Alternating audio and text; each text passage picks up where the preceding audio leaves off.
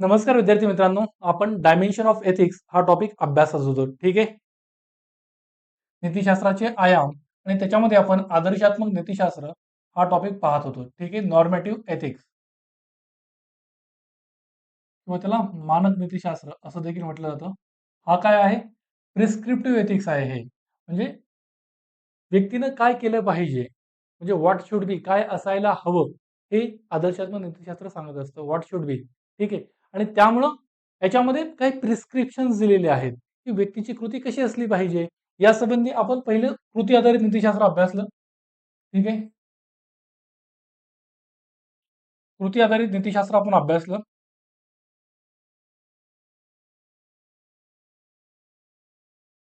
पहिलं काय अभ्यासलं आपण?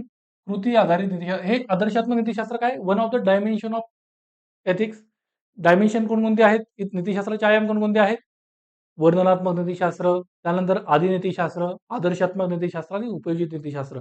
त्यातलं आपण हे तिसरं डायमेन्शन अभ्यासत आहोत आणि त्यामधला दुसरा प्रकार पाहून झालेला आहे. 2 प्रकार. ठीक आहे. आज आपण तिसऱ्या प्रकाराला सुरुवात करत आहोत. पहिलं काय होतं? कृती आधारित नीतिशास्त्र. ठीक आहे. म्हणजेच काय? डिओन्टॉलॉजी आणि टेलिओलॉजी या गोष्टी आपण याच्यामध्ये अभ्यासल्या. दुसरं काय होतं? सद्गुणाधिष्ठित नीतिशास्त्र. म्हणजेच काय? Virtue based ethics. आणि याच्यामध्ये आपण काय बघितलं होतं की यामध्ये व्यक्तीची कृती किंवा त्या कृतीचं मूल्यांकन केलं जात नाही, तर कृती कोणी केली आहे हे पाहिलं जातं. कृती कोणी केली आहे, who is performing the act rather than what action is perform. म्हणजे व्हॉट ऍक्शन इज परफॉर्म्ड हे पाहिलं जात नाही. कोणती कृती केली गेली हे पाहिलं जात नाही.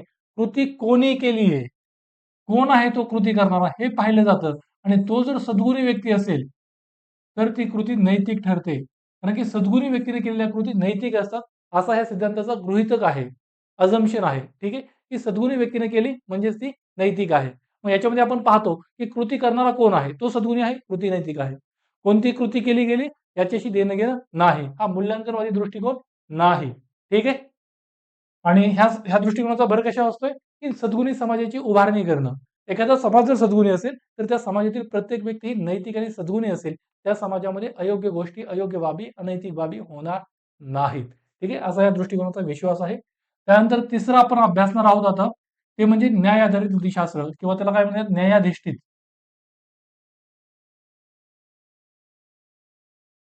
न्यायाधिष्ठित नीतिशास्त्र. ठीक आहे. म्हणजे जस्टिस बेस्ड एथिक्स. आणि त्यानंतर हे झाल्याच्या नंतर आपण पुढे हक्काधिष्ठित किंवा हक्काधारित नीतिशास्त्र अभ्यासणार आहोत. ठीक आहे. Right based ethics. ठीक आहे. क्लिअर. आता आपण न्यायाधिष्ठित नीतिशास्त्र म्हणजे काय ते बघूयात.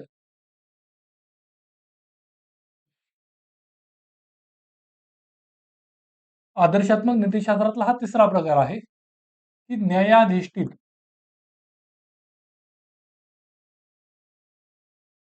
नीतिशास्त्र. म्हणजेच काय? Justice based ethics. ठीक आहे. याच्यामध्ये पुन्हा आपण याचे 2 प्रकारे पाहणार आहोत. हा टॉपिक की गुन्ह्यांशी संबंधित न्याय असेल आणि वितरणात्मक न्याय असेल. 2 प्रकारचा न्याय आहे ना. गुन्ह्याशी संबंधित न्याय, की तुम्ही गुन्हा केल्यानंतरचा न्याय किंवा पीडित म्हणजे गुन्हाची जी पीडित आहे त्यांच्या संबंधीचा न्याय, त्याला आपण काय म्हणूयात की गुन्ह्यासंबंधीचा न्याय.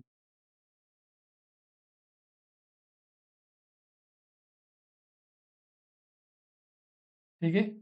आणि दुसरा आहे तो म्हणजे वितरणासंबंधीचा न्याय, त्याला आपण वितरणात्मक न्याय असं म्हणतो. Distributive justice. ठीक आहे. डिस्ट्रीब्युटिव्ह जस्टिस, वितरणात्मक न्याय. हा जो काही डिस्ट्रीब्युटिव्ह जस्टिस आहे त्याला सामाजिक न्याय असं म्हणतात. म्हणजे सामाजिक न्यायालाच वितरणात्मक न्याय असं म्हणतात. सामाजिक न्याय म्हणजे काय? जे आपल्या समाजातील म्हणजे आपल्या समाजातील काही समूह घटक आहेत की ज्यांनी ऐतिहासिक अन्यायाला सामोरे गेलेले आहेत, ऐतिहासिक अन्याय सहन केलेला आहे. जसं आपल्या समाजामध्ये तथाकथित जे कनिष्ठ गणले गेले, त्यांना अस्पृश्यता सहन करावी लागली. त्यांच्या व्यवसायावरती बंधनं होती. ठीक आहे. त्यांच्या बऱ्याच व्यवहारांवरती बंधनं होती. आता त्यांना रस्त्यानं चालू दिलं जायचं नाही. ठीक आहे. मग ह्या सगळ्या गोष्टी होत्या. मग त्यांच्यासाठी आपण काही विशेष गोष्टी करतो. आज सकारात्मक भेदभावाच्या गोष्टी म्हणजे आरक्षणाचं धोरण असेल, हे पॉझिटिव्ह डिस्क्रिमिनेशन आहे. सकारात्मक भेदभावाची धोरणं ही जी काही आहेत, त्या पिछाडलेल्या समूहांना पुढे आणण्यासाठी, समाजाच्या मुख्य प्रवाहात सामावून घेण्यासाठी. मग त्याला आपण सामाजिक न्याय असं म्हणतो. ठीक आहे. यालाच काय म्हटलं जातं डिस्ट्रिब्युटिव्ह जस्टिसला? सामाजिक न्याय, सोशल जस्टिस. ठीक आहे. या 2 पद्धतीने आपण न्यायाकडे पाहणार आहोत. मग गुन्ह्याशी संबंधित न्याय जो आहे त्याच्यामध्ये पुन्हा आपण काही प्रकार केलेले आहेत, की पहिला आहे तो म्हणजे प्रतिशोधात्मक न्याय. प्रतिशोध म्हणजे काय? रेट्रिब्युशन म्हणजे काय? एक्सचेंज. प्रतिशोधात्मक न्याय. त्याला इंग्लिशमध्ये काय म्हटलं जातं? रेट्रिब्युटिव्ह जस्टिस. काय म्हणतात? रेट्रिब्युटिव्ह जस्टिस. दुसरा आहे तो म्हणजे सुधारणात्मक न्याय.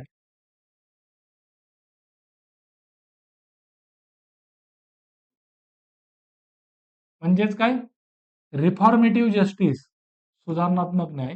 आणि त्यानंतर तिसरा आहे तो म्हणजे जस्टिस ॲज अ डेटरन्स म्हणजे प्ररोधन म्हणून न्याय.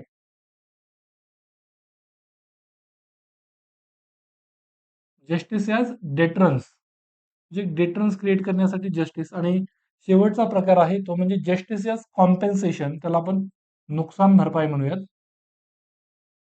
नुकसान भरपाई म्हणून न्याय.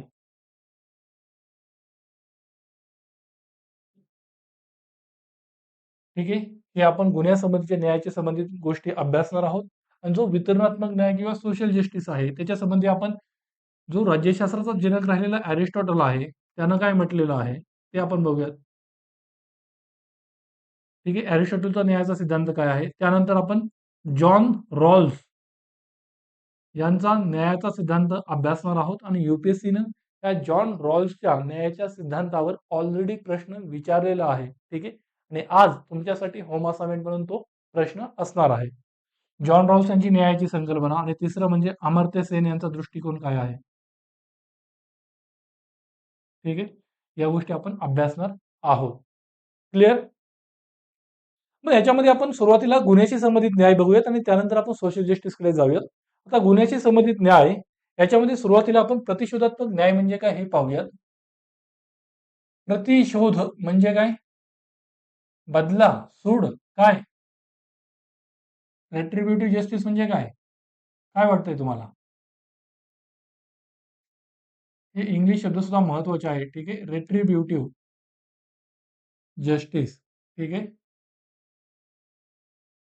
रेट्रिब्युशन म्हणजे काय? की एक्सचेंज म्हणजे विनिमय. रेट्रिब्युशन म्हणजे काय? एक्सचेंज. त्याला आपण काय म्हणूयात? विनिमय. विनिमय म्हणजे काय? क्यूड प्रो क्यो म्हणजे काय? जशास तसं. तुम्ही काहीतरी केलं त्या बदल्यात काहीतरी. तुम्ही गुन्हा केला, गुन्ह्याबद्दल शिक्षा. ठीक आहे. हा विनिमय काय आहे? तुम्ही गुन्हा केला, मग त्या गुन्ह्याबद्दल काय आहे? शिक्षा, दंड. ठीक आहे. हा एक्सचेंज याच्यामध्ये असतोय. हा क्यूड प्रो क्यो किंवा रेसिप्रॉसिटी याच्यामध्ये असते. एखाद्या व्यक्तीनं गुन्हा केला तर त्या व्यक्तीला त्या बदल्यात शिक्षा किंवा दंड दिला जाणार.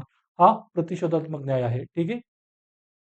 गुन्हा केला म्हणजे त्या व्यक्तीला शिक्षा झाली पाहिजे. त्या शक्तीचा एक्सचेंज जो आहे तो आपण पार पाडला पाहिजे. रेसिप्रॉसिटी आपली पूर्ण झाली पाहिजे.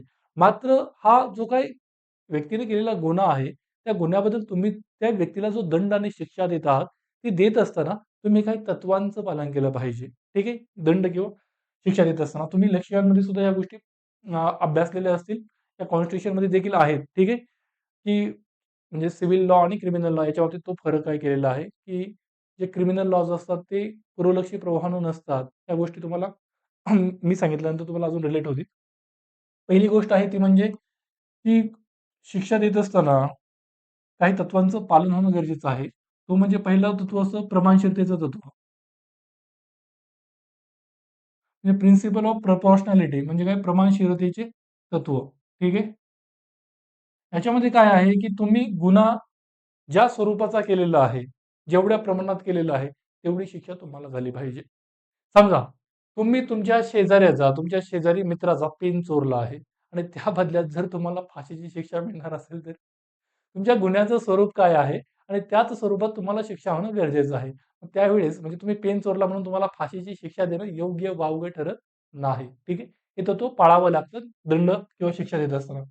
दुसरं असतं ते म्हणजे की पूर्वलक्षी प्रभावानं शिक्षा नसते.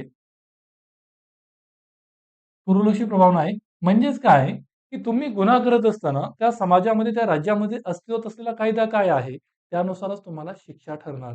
तुम्ही गुन्हा केला आणि त्यानंतर सरकारनं नवीन कायदा केला, त्या नवीन कायद्यानुसार तुम्हाला शिक्षा दिली जाणार नाही. ठीक आहे. हे क्रिमिनल लॉच्या बाबतीत भारतातही हे तत्व लागू आहे, की क्रिमिनल लॉच्या बाबतीत तुम्ही गुन्हा करत असताना त्या गुन्ह्यासंबंधी जे काही कायदा होता, त्यानुसारच तुम्हाला ती शिक्षा मिळणार. सरकार नव्यानं कायदा करून तुमची शिक्षा वाढविणार नाही. ठीक आहे. हे तत्व आहे की कायदा रेट्रोस्पेक्टिव्हली किंवा पूर्वलक्षी प्रभावानं लागू होणार नाही. आणि तुम्ही जो गुन्हा केला आहे त्यासाठी तुम्हाला एकदा शिक्षा होणार. म्हणजेच काय, तुमच्या एका गुन्ह्यासाठी तुम्हाला एकदाच शिक्षा होणार, वारंवार शिक्षा होत नाही. ठीक आहे. एका गुन्ह्यासाठी एकदा शिक्षा, पुन्हा पुन्हा नाही. सिव्हिल केसेसमध्ये वेगळं आहे, भ्रष्टाचाराच्या प्रकरणात वगैरे तुम्हाला वारंवार चौकशांना सामोरं जावं लागतं.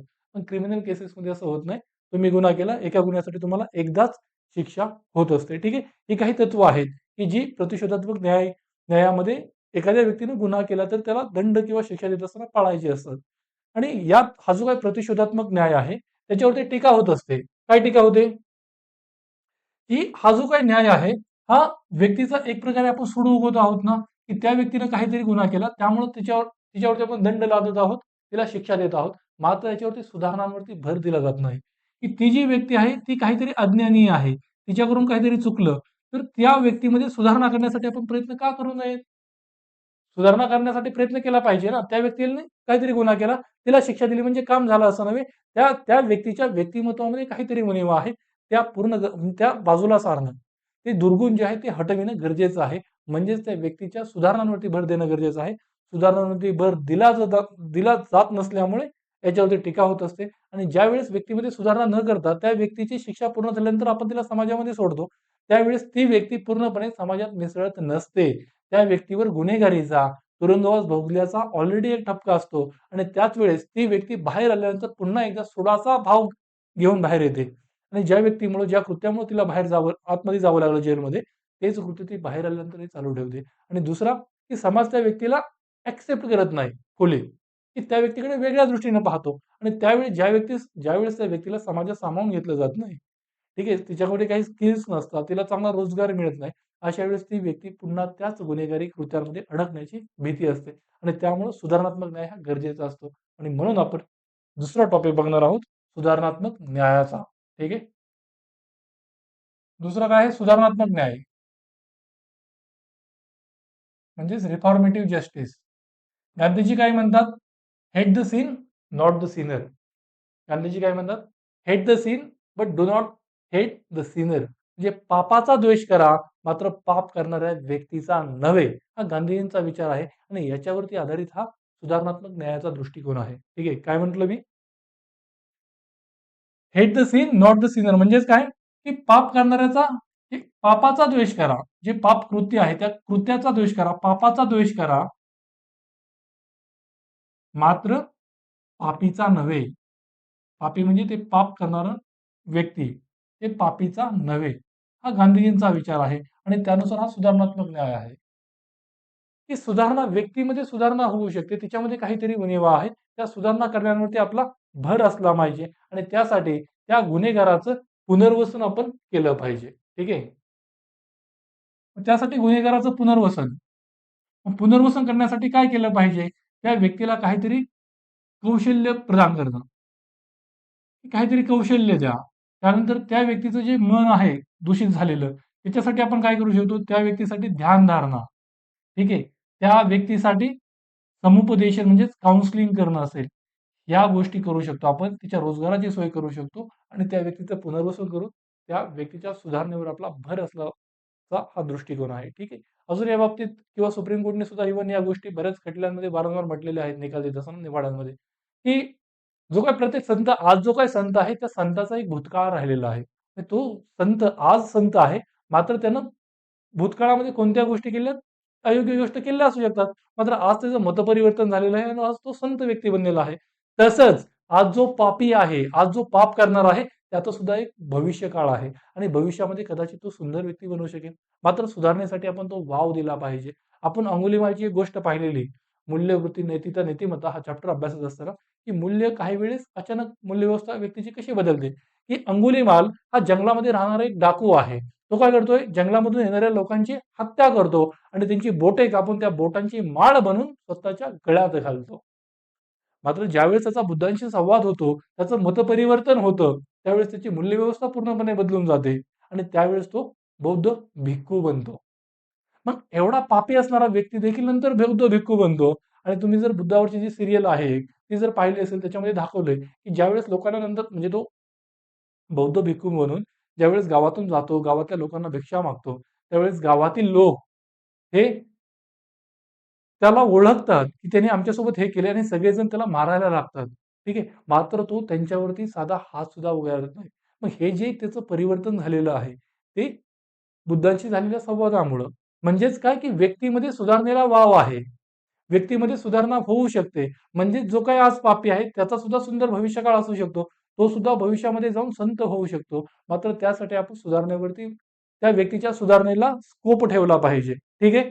आणि त्यामुळं सर्वोच्च न्यायालयाने जो बच्चन सिंग खटला आहे, त्याच्यामध्ये फाशीची शिक्षा म्हणजे फाशी शिक्षावरचा तो खटला होता, की फाशी शिक्षा देणं ठेवलं पाहिजे, नाही ठेवलं पाहिजे, फाशी शिक्षा चालू. ठीक आहे. त्याच्यामध्ये सुप्रीम कोर्टने म्हटलं, की रेअरेस्ट ऑफ रेअर म्हणजे दुर्मिळातील दुर्मिळ खटल्यांमध्ये म्हणजे जे खूपच जास्त हिनस क्राईम्स आहेत, त्याच्यामध्ये आपल्याला ही गोष्ट म्हणजे फाशी शिक्षा ठेवणं गरजेचं आहे. कारण त्यामुळे डेटरन्स समाजामध्ये क्रिएट होत असतो. ठीक आहे. त्या गोष्टी आपला पॉलिटिक्सचा दुसरा विषय आहे. ठीक आहे. म्हणजेच काय, की सुधारणात्मक न्यायावरती भर असला पाहिजे. मला सांगा, मग जो काही आपण पहिला बघितला, की प्रतिशोधात्मक न्याय, मग त्याच्याऐवजी आपण पूर्णपणे सुधारणात्मक न्याय आणावा का? तर नाही. तसं जर केलं आपण, पूर्णपणे सुधारणात्मक न्यायावर भर दिला, हा जो पर्याय ठरविला, तर लोकांमध्ये कायद्याचा धाक राहणार नाही. लोकांमध्ये शिक्षेची भीती राहणार नाही. लोक अयोग्य कृत्य करतील. ठीक आहे. एवढ्या उच्च पातळीला आपला समाज म्हणजे कोणताही समाज गेलेला नसतो, की माणसाची एक वेगळी जनावरां टाइप प्रवृत्ती राहते. ठीक आहे. त्याच्यामुळं तेवढाही आपण त्या व्यक्तीवरती किंवा व्यक्तींवरती समाजातील समूहातील व्यक्तींवर तेवढाही विश्वास नाही ठेवू शकत. म्हणजेच काय, तर आपला हा जो काही सुधारणात्मक न्यायाचा जो उद्देश आहे, तोही सर्व्ह झाला पाहिजे आणि त्याच वेळेस लोकांना अयोग्य कृत्य करण्यापासून जो डिटरन्स आहे, प्ररोधक, तेही कायम राहिलं पाहिजे आणि यासाठी हा जो काही सुधारात्मक न्याय आहे, तो पर्यायी असता कामा नये. तो आपल्या प्रतिशोधात्मक न्यायाला पूरक असावा, कॉम्प्लिमेंटरी. ठीक आहे. तो पर्यायी नसावा, पूरक असावा. म्हणजे प्रतिशोधात्मक न्याय चालूच आहे. मात्र आज आपण पाहतो, की किरण बेदी यांनी तिहार तुरुंगामध्ये काम करत असताना केलेलं काम असेल किंवा आजही आपण अधूनमधून हिंदूला एक्सप्रेसला बातम्या वाचत असतोय, की एखाद्या तुरुंगामध्ये तिथले जे काही तुरुंग अधिकारी आहेत, ते कसे चांगल्या प्रकारचे इनिशिएटिव्हज घेत आहेत, की त्या कैद्यांचं समुपदेशन असेल, त्यांना काही व्होकेशनल ट्रेनिंग देणं असेल किंवा ओपन जेलचे काही प्रकार असतील, या सगळ्या गोष्टी होत आहेत. म्हणजे हे पूरक म्हणून काम चालणं गरजेचं आहे. ठीक आहे. क्लिअर आहे सगळ्यांना इथपर्यंत? त्यानंतर तिसरा प्रकार जो आहे तो आहे काय म्हणूया प्ररोधन म्हणून न्याय म्हणजे justice as a डेटरन्स.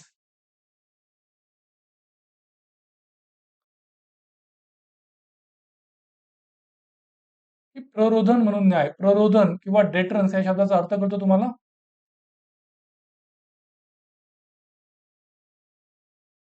प्ररोधन डेटरन्स justice as a डेटरन्स. ठीक आहे.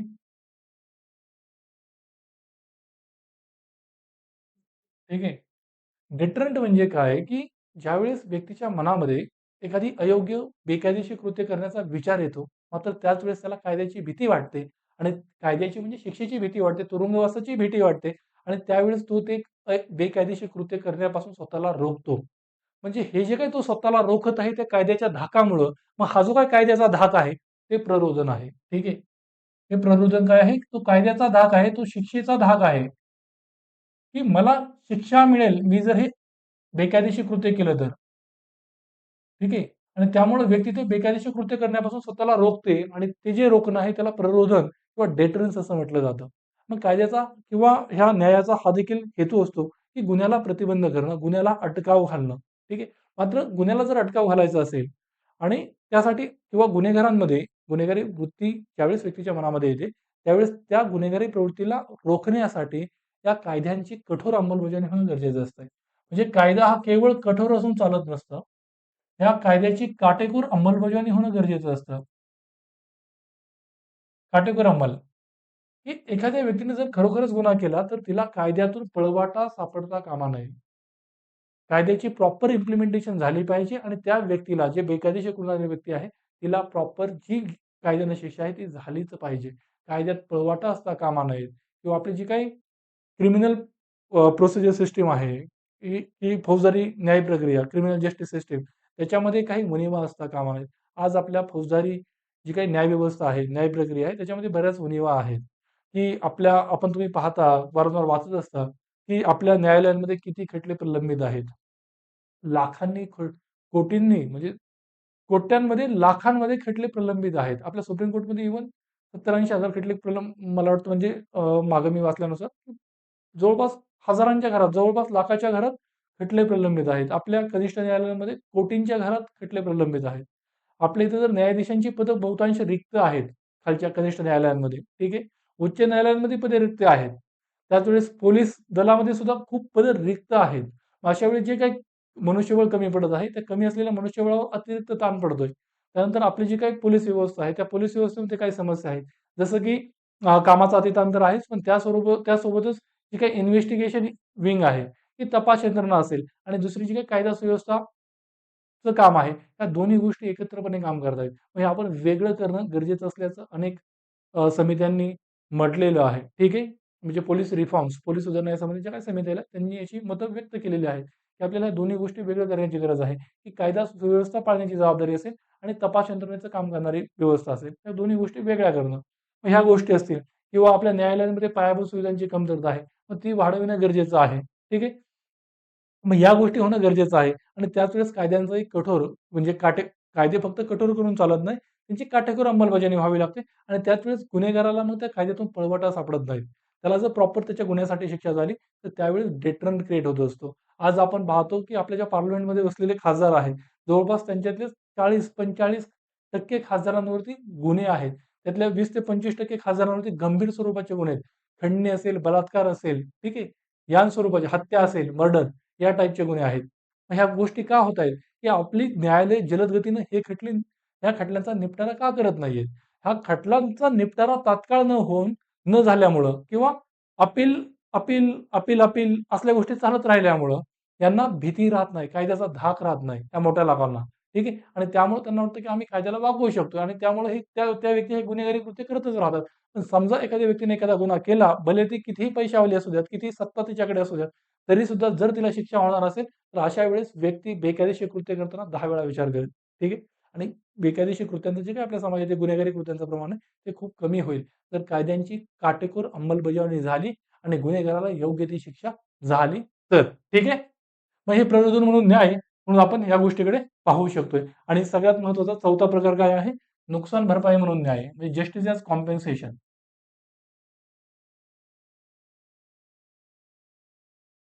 नुकसान भरपाई म्हणून न्याय. ठीक आहे. म्हणजेच काय, की हा न्याय जो आहे तो काही वेळेस महत्त्वपूर्ण बनतो, की ज्यावेळेस समाजातील जे असुरक्षित समूह आहेत ते पीडित असतात किंवा धार्मिक अल्पसंख्याक समूहातील लोक हे पीडित असतात.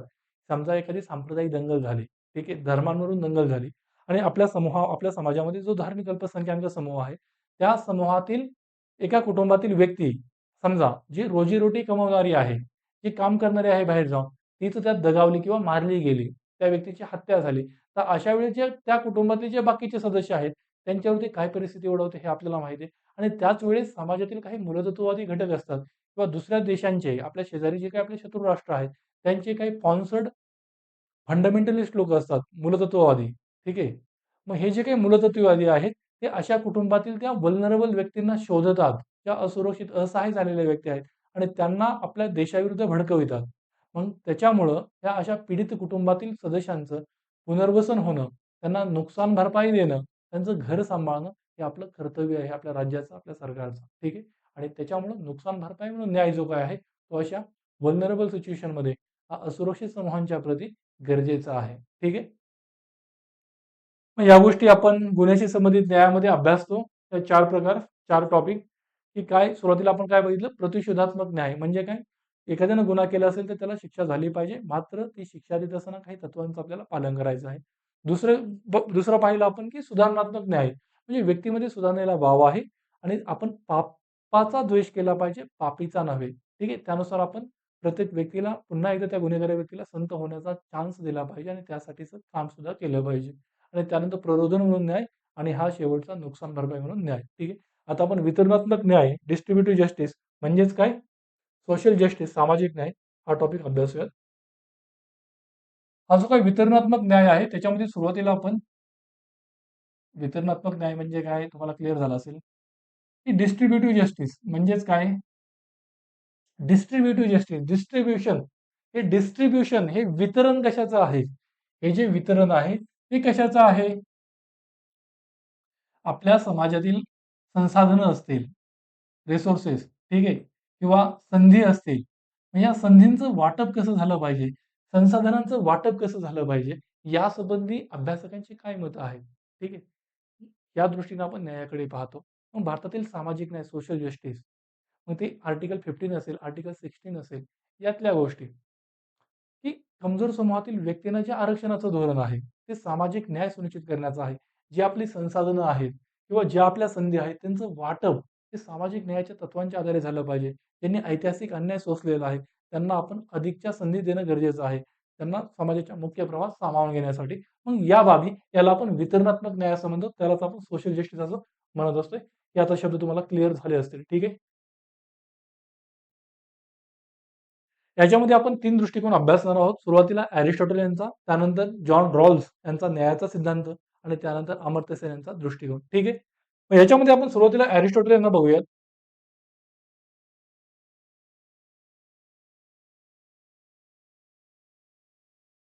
अरिस्टॉटलचं एक महत्वाचं विधान आहे, की समानांना असमानतेनं वागवणं हे जसं अन्यायीपणाचं आहे. मी जे म्हणतोय ते लक्ष देऊन ऐका, की समानांना असमानतेनं वागवणं हे जसं अन्यायकारक आहे, तसंच असमानांना समानतेनं वागवणं अन्यायकारक आहे.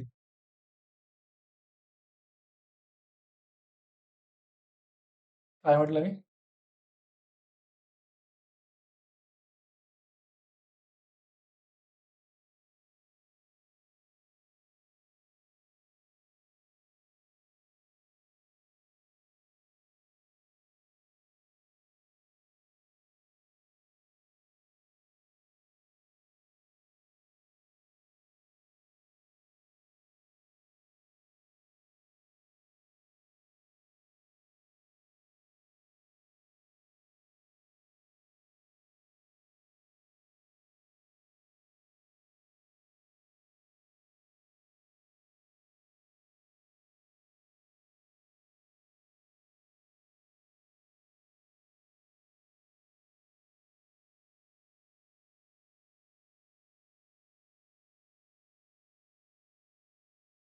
दिसतंय सगळं?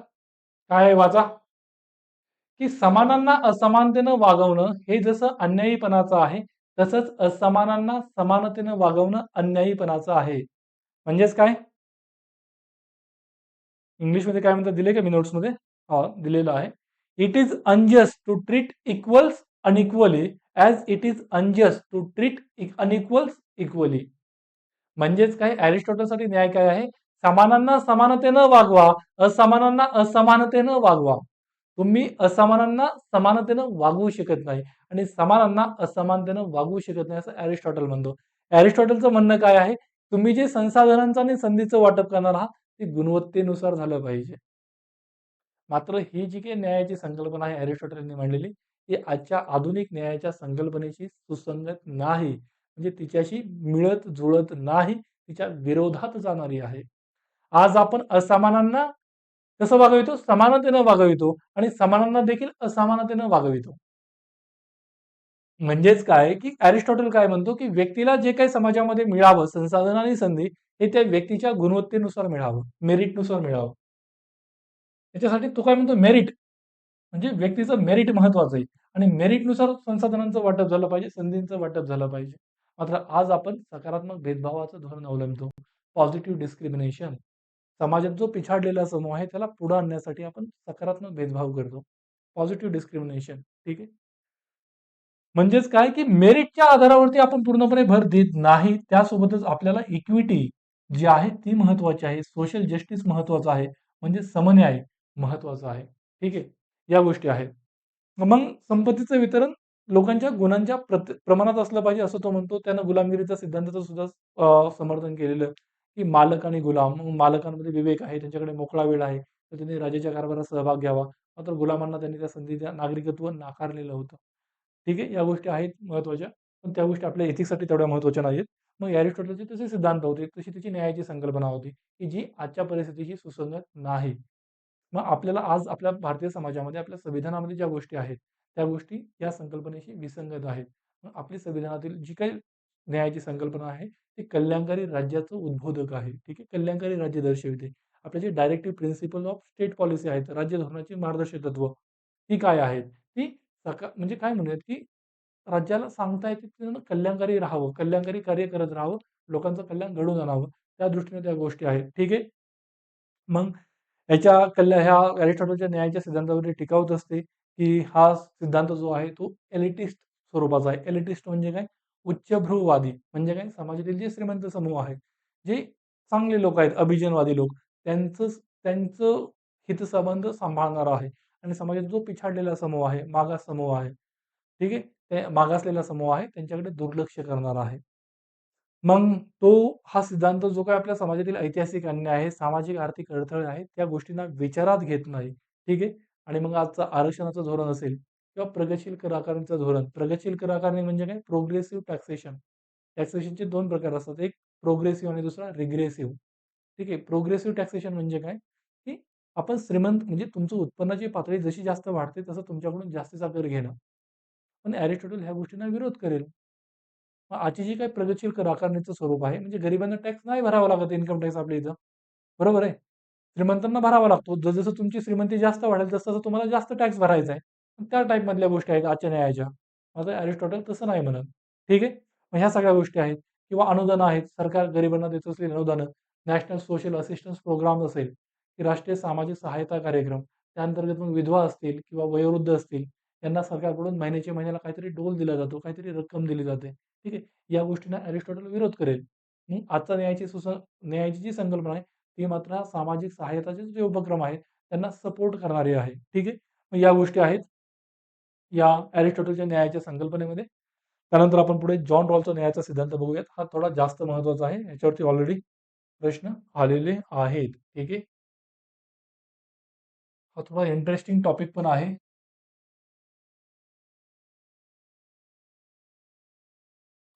जॉन रॉल्स यानं न्यायाचा सिद्धांत मांडला. Justice as fairness, theory of justice नावाचा ग्रंथ त्यानं 1970च्या दशकामध्ये लिहिला. 1974 का 71ला आय थिंक. की त्यावेळेस काय होत होतं, की अमेरिकन समाजामधील अराजकता किंवा गोंधळ हा वाढलेला, की वारंवार अमेरिकन समाजातील लोकांकडून आंदोलनं, निषेध, मोर्चे काढले जात होते. लोक म्हणजे कोणत्याही समाजाला जर सौहार्दपूर्ण, गुण्यागोविंदानं राहायचं असेल, तर त्या समाजातील लोकांचा एक विश्वास असावा लागतो, की आपला समाज हा न्यायावर उभा आहे. आणि ज्यावेळेस समाजातील काही लोकांना वाटतं, की आमच्याशी अन्याय होत आहे, आपला समाज हा न्यायाच्या तत्त्वांवर उभा नाहीये, त्यावेळेस मग तो अन्याय पीडित जो समूह आहे, तो आंदोलनं करतो, रस्त्यावरती उतरतो, मोर्चे काढतो. ठीक आहे. या गोष्टी होत असतात. आणि त्यामुळं अमेरिकन समाजात त्या काळात एक अस्वस्थता होती. आणि त्यावेळेस मग ह्यांना गरज वाटली, की जॉन रॉस यांना, की न्यायाच्या सिद्धांताची मांडणी करणं गरजेचं आहे. आधुनिक न्यायाची तत्त्व काही असली पाहिजेत आणि ते आपल्याला एकदम शास्त्रीय तत्त्वावरती दाखवून देता आले पाहिजे, विवेकशील आधारावरती. आणि त्यासाठी त्यांनी काही संकल्पना, कपोलकल्पित गोष्टी मांडलेल्या आहेत. म्हणजे काल्पनिक अवस्था मांडलेल्या आहेत. त्याही आपण आज बघूयात. ठीक आहे. जॉन रॉल्स हे अमेरिकन नैतिक आणि राजकीय विचारवंत राहिलेले आहेत. अमेरिकन नैतिक आणि राजकीय 1970, 80, 2000च्या दशकात सुद्धा त्यांनी ग्लोबल जस्टिस संबंधी पुस्तकं वगैरे लिहिलेली आहेत. ठीक आहे. मग त्यांनी त्यांच्या सिद्धांताची मांडणी करत असताना सामाजिक कराराचा अवलंब केलेला आहे. सामाजिक करार म्हणजे काय? ही एक अवस्था आहे, की तो काय म्हणतो, की ज्यावेळेस समाजातील लोक एकत्र येतात आणि काहीतरी करार करतात आपापसात. ठीक आहे. आणि त्यानंतर मग समाजातील लोक, त्या समूहातील लोक तो करार ॲक्सेप्ट करत असतात. तो समाजाच्या भल्यासाठी असतोय. ही सामाजिक करार आहे, की हॉब्स असेल, रुसो असेल, जॉन लॉक असेल, यांनी ही सामाजिक कराराची संकल्पना मांडलेली. Social contract. ठीक आहे. आणि तीच संकल्पना त्यांनी पुन्हा पुनरुज्जीवित केलेली आहे आत्ताच्या कंटेम्पररी पिरियडमध्ये. ठीक आहे. मग हे त्यांच्या न्यायाच्या संकल्पनेसाठी सुपरिचित आहेत आणि मी मगाशी सांगितल्याप्रमाणे यू-पी-एस-सीने याच्यावरती प्रश्न सुद्धा विचारलेला आहे. त्यामुळे तुम्ही याला सिरियसली घ्याल हा टॉपिक. ठीक आहे. त्यांची न्यायाची संकल्पना त्यांनी मांडत असताना त्यांनी काही गृहीतकं धरली, की व्यक्ती ही विवेकी आहे. ठीक आहे. इंडिव्हिज्युअल इज अ रॅशनल किंवा human being is a rational म्हणजेच काय? व्यक्ती ही विवेकी आहे आणि त्यामुळे ती विवेकी निर्णय घेण्यास सक्षम आहे. विवेकी निर्णय म्हणजे काय? जो उदारमतवाद आहे तो व्यक्तीला विवेकी मानतो. विवेकी म्हणजे व्यक्तीला माहीत आहे, की माझ्यासाठी काय भलं आहे, माझ्यासाठी काय चांगलं आहे आणि ते निवडण्याचं माझं स्वातंत्र्य आहे. की व्यक्तीला त्याचं भलं कशात आहे हे माहीत आहे. व्यक्तीचं कल्याण काय आहे, त्याचं हित कशात आहे हे माहीत आहे आणि ते निवडण्याचं त्याचं स्वातंत्र्य मान्य करणं. तिला ते निवड स्वातंत्र्य देणं, त्याला आपण विवेक असं म्हणत असतो. मग व्यक्ती ही विवेकी आहे आणि विवेकी निर्णय घेण्यास त्यामुळे ते समर्थ म्हणजे केपेबल आहे. ठीक आहे. या गृहीतकावर हा सिद्धांत आधारलेला आहे. आणि मी अगोदर सांगितल्याप्रमाणे सामाजिक कराच्या सिद्धांताला त्यानं पुनरुज्जीवित केलेलं आहे. मात्र हा सिद्धांत हा विवेकशील कसा असेल हे सुनिश्चित करण्यासाठी, विवेकशील म्हणजे काय, की व्यक्ती शुद्ध विवेकशील आहे, प्युअर रॅशनल, हे सुनिश्चित करण्यासाठी म्हणजे man is a rational agent, हे सुनिश्चित करण्यासाठी विवेकशील करता. विवेकशील म्हणजे त्या व्यक्तीवरती कोणत्याही विचाराचा दुसरा प्रभाव नाहीये. हे सुनिश्चित करण्यासाठी त्यांनी दोन संकल्पना मांडल्या. एक ओरिजिनल पोझिशन आणि दुसरी वेल ऑफ इग्नोरन्स. म्हणजेच काय, मूळ अवस्था आणि अज्ञानाचा पडदा. ठीक आहे. याच्या दोन अवस्था आहेत. या दोन्ही गोष्टी आपण एकत्रितपणे अभ्यासूयात. एवढ्या डिटेलमध्ये तुम्हाला समजून घ्यायची गरज नाहीये. ठीक आहे. की मूळ अवस्था आणि अज्ञानाचा पडदा काय आहे?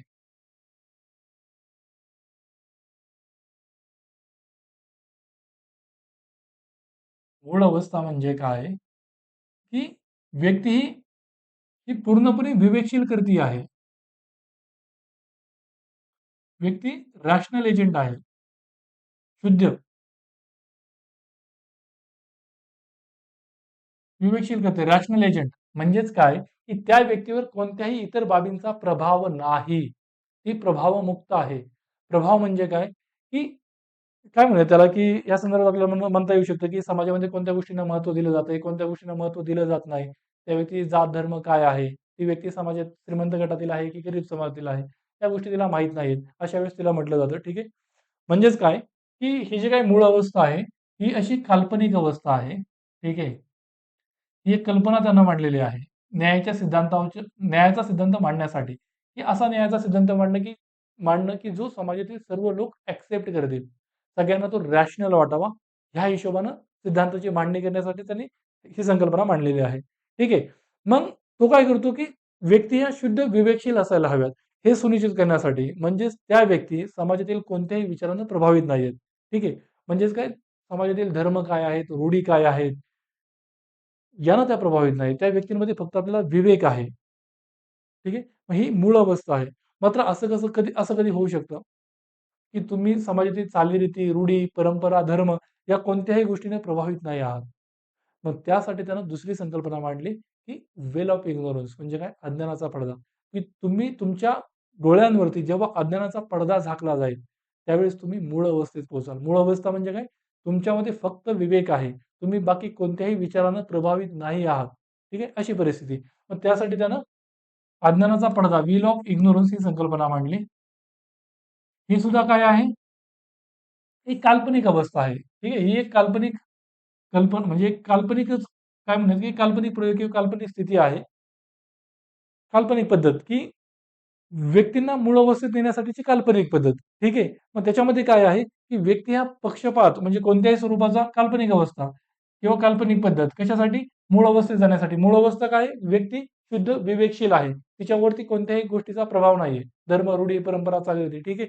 आणि मग त्याच्यासाठी तिथंच कशी व्यक्ती जाऊ शकेल? त्यासाठी त्या व्यक्तीच्या मनावरती एक अज्ञानाचा पडदा टाका. मग ही एक काल्पनिक पद्धत आहे. ठीक आहे. मग त्याच्यामध्ये व्यक्ती कोणत्याही स्वरूपाचा पूर्वग्रह असेल, पक्षपात असेल, यांपासून मुक्त असते. म्हणजे कोणत्याही स्वरूपाचा पक्षपात, पूर्वग्रह त्या व्यक्तीमध्ये नसतो. ठीक आहे. त्या व्यक्ती काही बाबतीमध्ये त्या पूर्णपणे अनभिज्ञ असतात. त्यांना माहीत नसतं, की त्या समाजातील कोणत्या समूहातून येतात. समाजात त्यांचं स्थान काय आहे? त्यांचं समाजातील स्थान काय आहे? हे त्यांना माहीत नसतं. की त्या गरीब आहेत, की त्या श्रीमंत आहेत, ठीक आहे. की त्या मागासलेल्या आहेत, की त्या पुढारलेल्या समाजातून आहेत, ठीक आहे. का त्या उच्च जातीतल्या आहेत, का त्या निम्न कनिष्ठ जातीतल्या आहेत, हे त्यांना काहीही माहीत नाहीये. मग अशा वेळेस व्यक्ती कोणता निर्णय घेईल न्यायाच्या बाबतीत, की समाजातील कोणत्या समूहाला संसाधनाचं संधीचं वाटप कसं झालं पाहिजे, हे जे ठरवेल अशा अवस्थेत, की तिला तिचं समाजातील स्थान माहीत नाहीये, अशा वेळेस व्यक्ती काय करेल? न्यायाची तत्त्व कशी ठरवेल? मग त्यावेळेस तो व्यक्तींना तिथं घेऊन जाण्यासाठी, की अशा वेळेस जर व्यक्तीनं न्यायाचा सिद्धांत मांडला, न्यायाची काही तत्त्व मांडली, तर सर्व लोक ते ॲक्सेप्ट करतील. आणि यासाठीच्या ह्या काल्पनिक अवस्था आहेत. ही मूळ अवस्था म्हणजे काय? व्यक्तीवर कशाचाही प्रभाव नाही. व्यक्ती पूर्णपणे विवेकी आहे. आणि तिथं जाण्यासाठी अज्ञानाचा पडदा, की तिथं समाजाचे स्थान आता समजा थोडक्यात तुम्हाला 2 वाक्यात समजून सांगायचं म्हणजे, तुम्ही जर उच्च म्हणजे हा एक साधारण एक जनरल परसेप्शन आणि जनरल असा ॲटिट्यूड लोकांचा असतो. ते आपण घेत आहोत. ठीक आहे. त्यात कोणताही पूर्वग्रह नाहीये. समजा तुम्ही जर उच्च जातीतील असाल, ठीक आहे. तुम्हाला जर अशा वेळेस काय असतं की उच्च जातीतील लोकांना आरक्षणाचा फायदा मिळत नाही. अशा वेळेस त्या व्यक्ती आरक्षणाला विरोध करतील, की आरक्षण ही योग्य बाब नाहीये. ठीक आहे. असे तुमचे मित्र-मैत्रिणी असतील तुमच्या आजूबाजूला, ते अशा गोष्टी असे युक्तिवाद करत असतील आणि समजा तुम्ही जर कनिष्ठ जातीमधील असाल, तर तुम्ही आरक्षणाचं समर्थन कराल. तर तुम्हाला त्या गोष्टीचा लाभ होतोय. हे नाहीये म्हणजे तुमचा युक्तिवाद भले दुसरा असू शकतो, जो योग्य आहे तो असू शकतो. मात्र वरून-वरून वरकरणी जर प्रथमदर्शनी जर आपण पाहिलं, तर आपल्याला असं दिसून येतं. ठीक आहे. म्हणजेच आपलं ज्याच्यामध्ये हित आहे त्या गोष्टींना आपण सपोर्ट करत असतोय. बरोबर? मात्र तसं झालं नाही पाहिजे. हे सुनिश्चित करण्यासाठी त्यांना हा अज्ञानाचा पडदा आणि मूळ स्थिती मांडली, की तुम्हाला माहित नाही तुम्ही कोणत्या जातीतले आहेत. तुम्हाला माहित नाही तुम्ही गरीब आहेत की श्रीमंत आहेत. मग अशा वेळेस व्यक्ती न्यायाची तत्व कशी ठरवेल? आणि जी तत्व ठरवेल त्यावर आपल्या सर्वांची सहमती झालेली असेल. माझा एक मित्र आहे जो उच्च जातीतला आहे, मी कनिष्ठ जातीतील आहे. आम्ही दोघंही जर बसलो तर आमच्यामध्ये युक्तिवाद होत राहील. ठीक आहे. आर्ग्युमेंटेशन होत राहील. मात्र हे सुनिश्चित म्हणजे त्यालाही माहित नाही मी समाजातील कोणत्या जातीतला आहे किंवा माझी समाजातील स्थान काय आहे, कोणती स्थिती आहे, हे माहीत नसताना ज्यावेळेस आमच्यासमोर एक पडदा आहे आणि ज्यावेळेस मला त्या न्यायाच्या सिद्धांताची मांडणी करायची, की या समाजाचा उभारणी कोणत्या न्याय तत्वांवर झालेली असेल, त्यावेळेस मी रास्त आणि न्याय तत्वांची मांडणी करेल. मला माहित नाही हा पडदा दूर झाल्याच्या नंतर मी समाजातील कनिष्ठ जातीत असणार आहे की श्रीमंत जातीत असणार आहे की काय म्हणूयात की समाजात म्हणजे कोणत्या अवस्थेत असणार आहे, समाजातील माझं स्थान काय आहे, मी पिछाडलेला आहे की मी पुढारलेला आहे, हे मला माहित नाही. मग अशा वेळेस मी सगळ्यांचा विचार करेल आणि त्याच्या आधारावरती न्यायाची मांडणी करेल, न्यायाच्या तत्वांची मांडणी करेल. हे सामाजिक कराच्या सिद्धांतातून जॉन रॉसना दाखवून द्यायचं होतं. ठीक आहे. परत एकदा आपण त्याच गोष्टी घेऊयात की मूळ पडदा हा जो काय अज्ञानाचा पडदा आहे तो काय काम करतो. ठीक आहे. अज्ञानाचा पडदा टाकला हा पडदा आहे. ठीक आहे. हा पडदा टाकल्यानंतर व्यक्तीला तिचं समाजातील स्थान माहीत नसतं. व्यक्तीचं नेमकं समाजातील स्थान काय आहे हे माहीत नसते. ठीक आहे. इथं पडदा टाकायच्या अगोदर तिला समाजातील स्थान माहीत आहे. ठीक आहे. समाजातील स्थान त्याचं स्टेटस काय आहे हे माहीत आहे आणि समाजाच्या रूढी असतील, परंपरा असेल, चालीरीती असेल, या गोष्टी तिला माहीत आहेत. ठीक आहे. मग अशा वेळेस व्यक्ती तिच्या गटाचं, तिच्या समूहाचं, ती ज्या समूहातील आहे, तिला जास्तीत जास्त लाभ कसा होईल, तसेच निर्णय देईल किंवा तशाच न्यायतत्वांची मागणी करेल. ठीक आहे. मात्र ज्यावेळेस व्यक्तीला तिचं समाजाचे स्थान माहीत नाही, ती उच्च जातीतील आहे, ती कनिष्ठ जातीतील आहे, ती श्रीमंत आहे की गरीब आहे, हे तिला माहीत नाही. ठीक आहे. मग अशा वेळेस हा पडदा काढल्याच्या नंतर समाजातील कोणत्या समूहातून मी असणार आहे. समजा मी जर पिछाडलेल्या समूहातील असेल, मागास किंवा कथित कनिष्ठ जातीतील मी जर असेल, तर माझी जी हीनतम अवस्था आहे, वर्स्ट कंडिशन आहे, त्यातून बाहेर पडण्यासाठी राज्यानं माझ्यासाठी काहीतरी केलं पाहिजे. राज्याकडून त्याची अपेक्षा असणार, की ज्यावेळेस मी हीनतम अवस्थेत आहे, कनिष्ठ अवस्थेत आहे, समाजातील माझं स्थान हे कमजोर आहे, त्यावेळेस त्याची राज्याकडून ही अपेक्षा असणार. मग हा अज्ञानाचा पडदा तुमच्या डोळ्यासमोर जर असेल, तर त्यावेळेस उच्च जातीतील व्यक्ती सुद्धा त्या गोष्टीची अपेक्षा ठेवेल, असं जॉन रॉल्स म्हणतात. त्यासंबंधीचा सिद्धांत त्याने तसा मांडलेला आहे. ठीक आहे. मग ह्या त्या गोष्टी आहेत. समजले तुम्हाला? का अजूनही डाऊट आहे? जर डाऊट असेल तर तुम्ही इंडिव्हिज्युअली मला विचारू शकता या सगळ्या गोष्टी. ठीक आहे. मग ते काय सांगतात, की अशा वेळेस म्हणजे हे जे काय आहे, की ज्यावेळेस व्यक्तीला तिचं समाजातील स्थान माहीत नाही, अशा वेळेस व्यक्ती जी काही तत्वांची मांडणी करेल, ती रास्त आणि न्याय्य तत्व असतील. रास्त आणि न्याय्य तत्व असतील. रास्त न्याय्य तत्वांची ती मांडणी करेल. ठीक आहे. आणि ही मांडणी करत असताना ती समाजातील जे काही कमजोर समूह आहेत, जे वल्नरेबल आहेत, असुरक्षित, त्यांचं हित सुद्धा ती विचारात घेईल आणि त्यांच्या कल्याणासाठी विशेष तरतुदी करेल. की मी समजा हा पडदा दूर केल्याच्या नंतर समाजातील जो हीनतम अवस्थेत असलेला समूह आहे, त्यातला जर मी असेल तर मग त्यांच्या कल्याणासाठी राज्याने काहीतरी केलेलं हवं. ठीक आहे. समजा म्हणजेच ते काय म्हणतात, की हा पडदा दूर केल्याच्या नंतर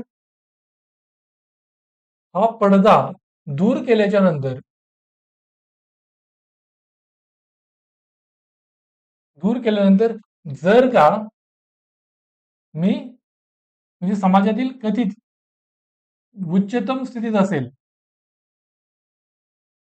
तर मला माझ्या गुणवत्तेचा फायदा उचलण्यासाठी तुमच्याकडे गुणवत्ता आहे, तुम्ही समाजातील कथित वरिष्ठ जातीतील आहात, तुमच्याकडे संसाधनं आहेत. मग अशा वेळेस तुम्हाला तुमच्या गुणवत्तेचा फायदा उचलण्यासाठी तुम्हाला महत्तम स्वातंत्र्य हवं आहे. काय हवं आहे?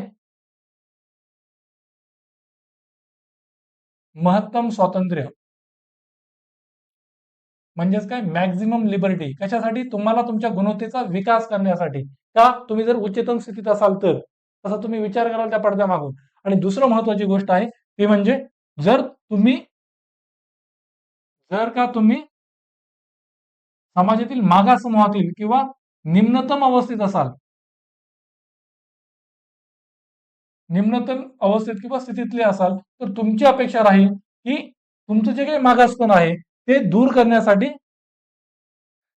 करण्यासाठी राज्य विशेष तरतुदी करेल. ठीक आहे. विशेष तरतुदी करेल किंवा विशेष फायदे तुम्हाला पोहोचवेल. मग आरक्षण असेल, ठीक आहे, यांसारख्या गोष्टी. म्हणजेच काय? तो म्हणतो, की व्यक्ती भेदमूलक तत्वाची अपेक्षा करेल. Difference principal.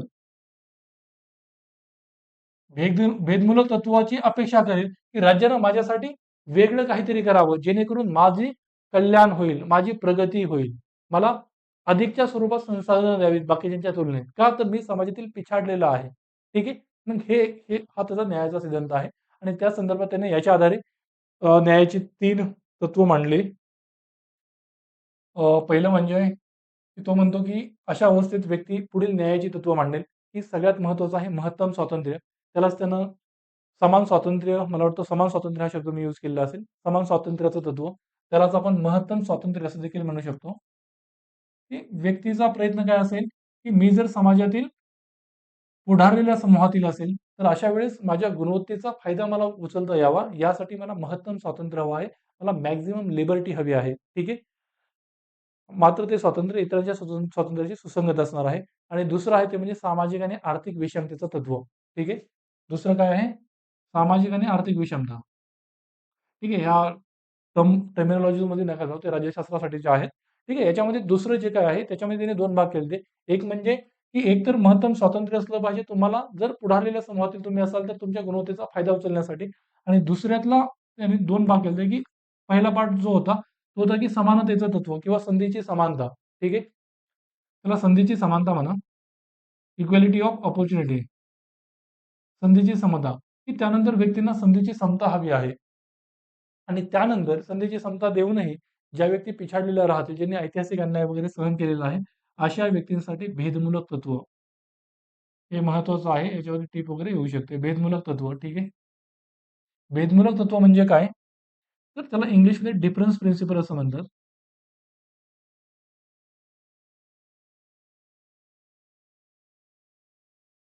ठीक आहे. डिफरन्स प्रिन्सिपल म्हणजे काय? की समाजातील हीनतम अवस्थेमध्ये जे लोक आहेत, मागास समूहातील, मग त्यांच्या कल्याणासाठी राज्यानं विशेष तरतुदी करणं, त्यांना विशेष फायदे पोहोचवणं. मग जसं की आपलं राज्य जे काय करतं, की आरक्षणाचं धोरण आहे. अनुसूचित जाती, अनुसूचित जमाती असतील, ओबीसी असेल, या समूहांना दिलं जाणारं आरक्षण. ठीक आहे. मग शिक्षणातलं आरक्षण असेल, नोकऱ्यांमध्ये दिलं जाणारं आरक्षण आहे. हे काय? भेदमूलक तत्व आहे. त्यानंतर प्रोग्रेसिव्ह टॅक्सेशन जे आहे, प्रगतशील कर आकारणे, हे काय आहे? भेदमूलक तत्व आहे. किंवा राज्याकडून दिलं जाणारं काय म्हणूयात, की डायरेक्ट बेनिफिट ट्रान्सफर असतील, नॅशनल सोशल असिस्टन्स प्रोग्राम असेल, ठीक आहे. या गोष्टी या भेदमूलक तत्वामध्ये येत असतात. ठीक आहे. किंवा सरकारचा स्टँड अप इंडिया असेल, यांसारखी योजना, की एस-सी-एस-टी समुदायातील व्यक्तींना ती कर्ज देणं, त्यानंतर महिलांना कर्ज देणं विशेषत्वानं, त्याच्यावरती वेगळा भर देणं.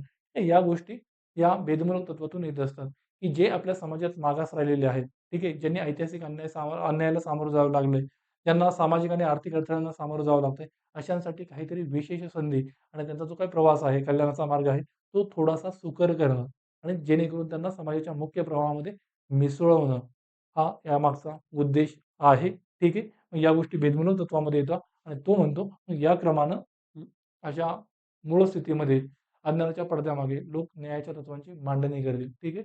हा जॉन रॉल्सचा न्यायाचा सिद्धांत आहे. ठीक आहे. क्लिअर आहे? त्यानंतर पुढे अमर्त्य सेन यांची न्यायाची संकल्पना आपण बघूया थोडक्यात. हे सोशल लिबरल्स आहेत. अमर्त्य सेन झाले किंवा जॉन रॉल्स. सोशल लिबरल, सामाजिक उदारमतवादी. ठीक आहे.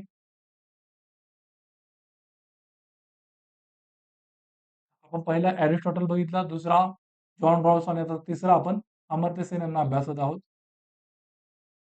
अमर्त्य सेन काय म्हणतात, की संसाधनांचं वाटप करून न्याय काही सुनिश्चित होत नसतोय. ठीक आहे. संसाधनांचं वाटप पुरेसं नाहीये. का पुरेसं नाहीये? कारण की संसाधनांचं वाटप हे सस्टेनेबल नसतं, म्हणजे शाश्वत नसतं. कारण की संसाधनांच्या वाटपातून व्यक्तीचं त्या संसाधनांवरील केवळ अवलंबित्व वाढतं. जसं आपण मागच्या लेक्चरला बघितलेलं, की कॉमन गुडची त्यांची कॉन्सेप्ट. ते काय म्हणतात, की व्यक्तीला मासा देण्याच्या ऐवजी मासा पकडायला शिकवा. ठीक आहे. म्हणजे लोकांच्या क्षमतांमध्ये वाढ करा. ते कॅपेबिलिटी अप्रोचची मांडणी करतात. ठीक आहे. मग हे त्यांचं आहे, की संसाधनांचं वाटप पुरेसं नाहीये. ते शाश्वत नसतं. त्यामुळे व्यक्तीचं अवलंबित्व वाढतं.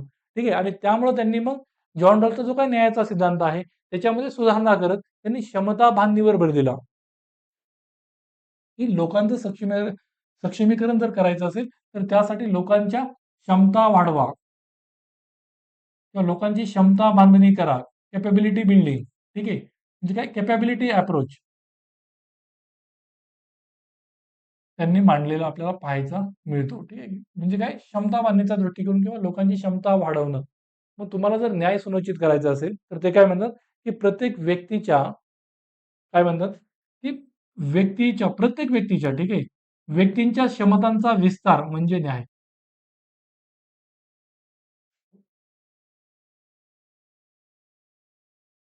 म्हणजे न्याय. ठीक आहे. व्यक्तींच्या क्षमतांचा विस्तार करा. त्याला आपण न्याय असं म्हणतो.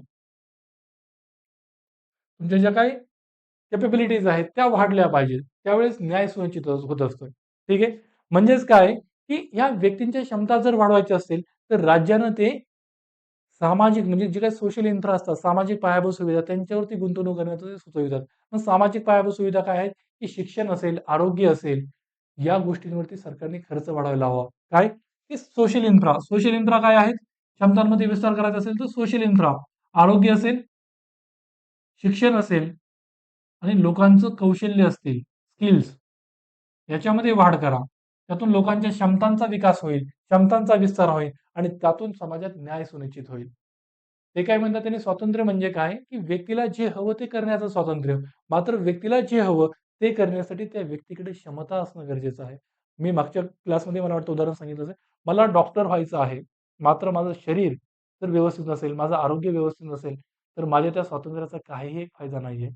भले मला डॉक्टर होण्याचं स्वातंत्र्य आहे, पण माझ्याकडे जर त्याबाबतचं शिक्षण जर नसेल, लहानपणी माझी जी फाउंडेशनल बिल्डिंग आहे शिक्षणाची, ती चांगली झालेली नसेल, माझं माध्यमिक शिक्षण चांगलं झालेलं नसेल, तर मी डॉक्टर होऊ शकणार नाहीये. त्या स्वातंत्र्याचा फायदा नाही.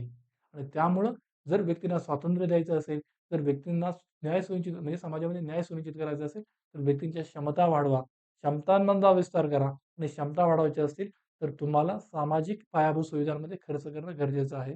आणि त्यातूनच लोकांचं जे निवडीचं स्वातंत्र्य आहे, ते वाढणार आहे आणि त्यातूनच न्याय सुनिश्चित होणार आहे. ते काय म्हणतात, की न्यायाची आपण कोणती एक इंटरेस्टिंग त्यांची कॉन्सेप्ट आहे, की न्यायाची कोणतीही आपण एक व्याख्या करू शकत नाही. न्यायाची एकच एक व्याख्या नाही.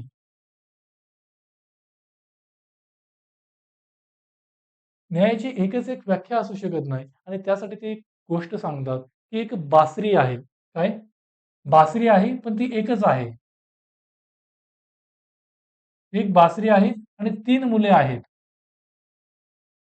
की ॲना असेल, बॉब असेल आणि कार्ला असेल. ही 3 मुलं आहेत. Ann, Bob and Carla. ठीक आहे. मग ह्या 3 मुलांतला एक मुलगा म्हणतो, म्हणजे प्रश्न काय आहे, की ही बासरी द्यायची कुणाला? हा मुख्य वाद आहे. मग त्यातला एक मुलगा, ठीक आहे, आपण त्या मुलांची उदाहरणासकट बघूयात, की कोण काय म्हणतंय. ॲन जो आहे तो म्हणतो, की ती मला वाजवता येते म्हणून ती मला मिळावी. काय? की ती बासरी जी आहे ती मला वाजवता येते त्यामुळे ती मला मिळावी.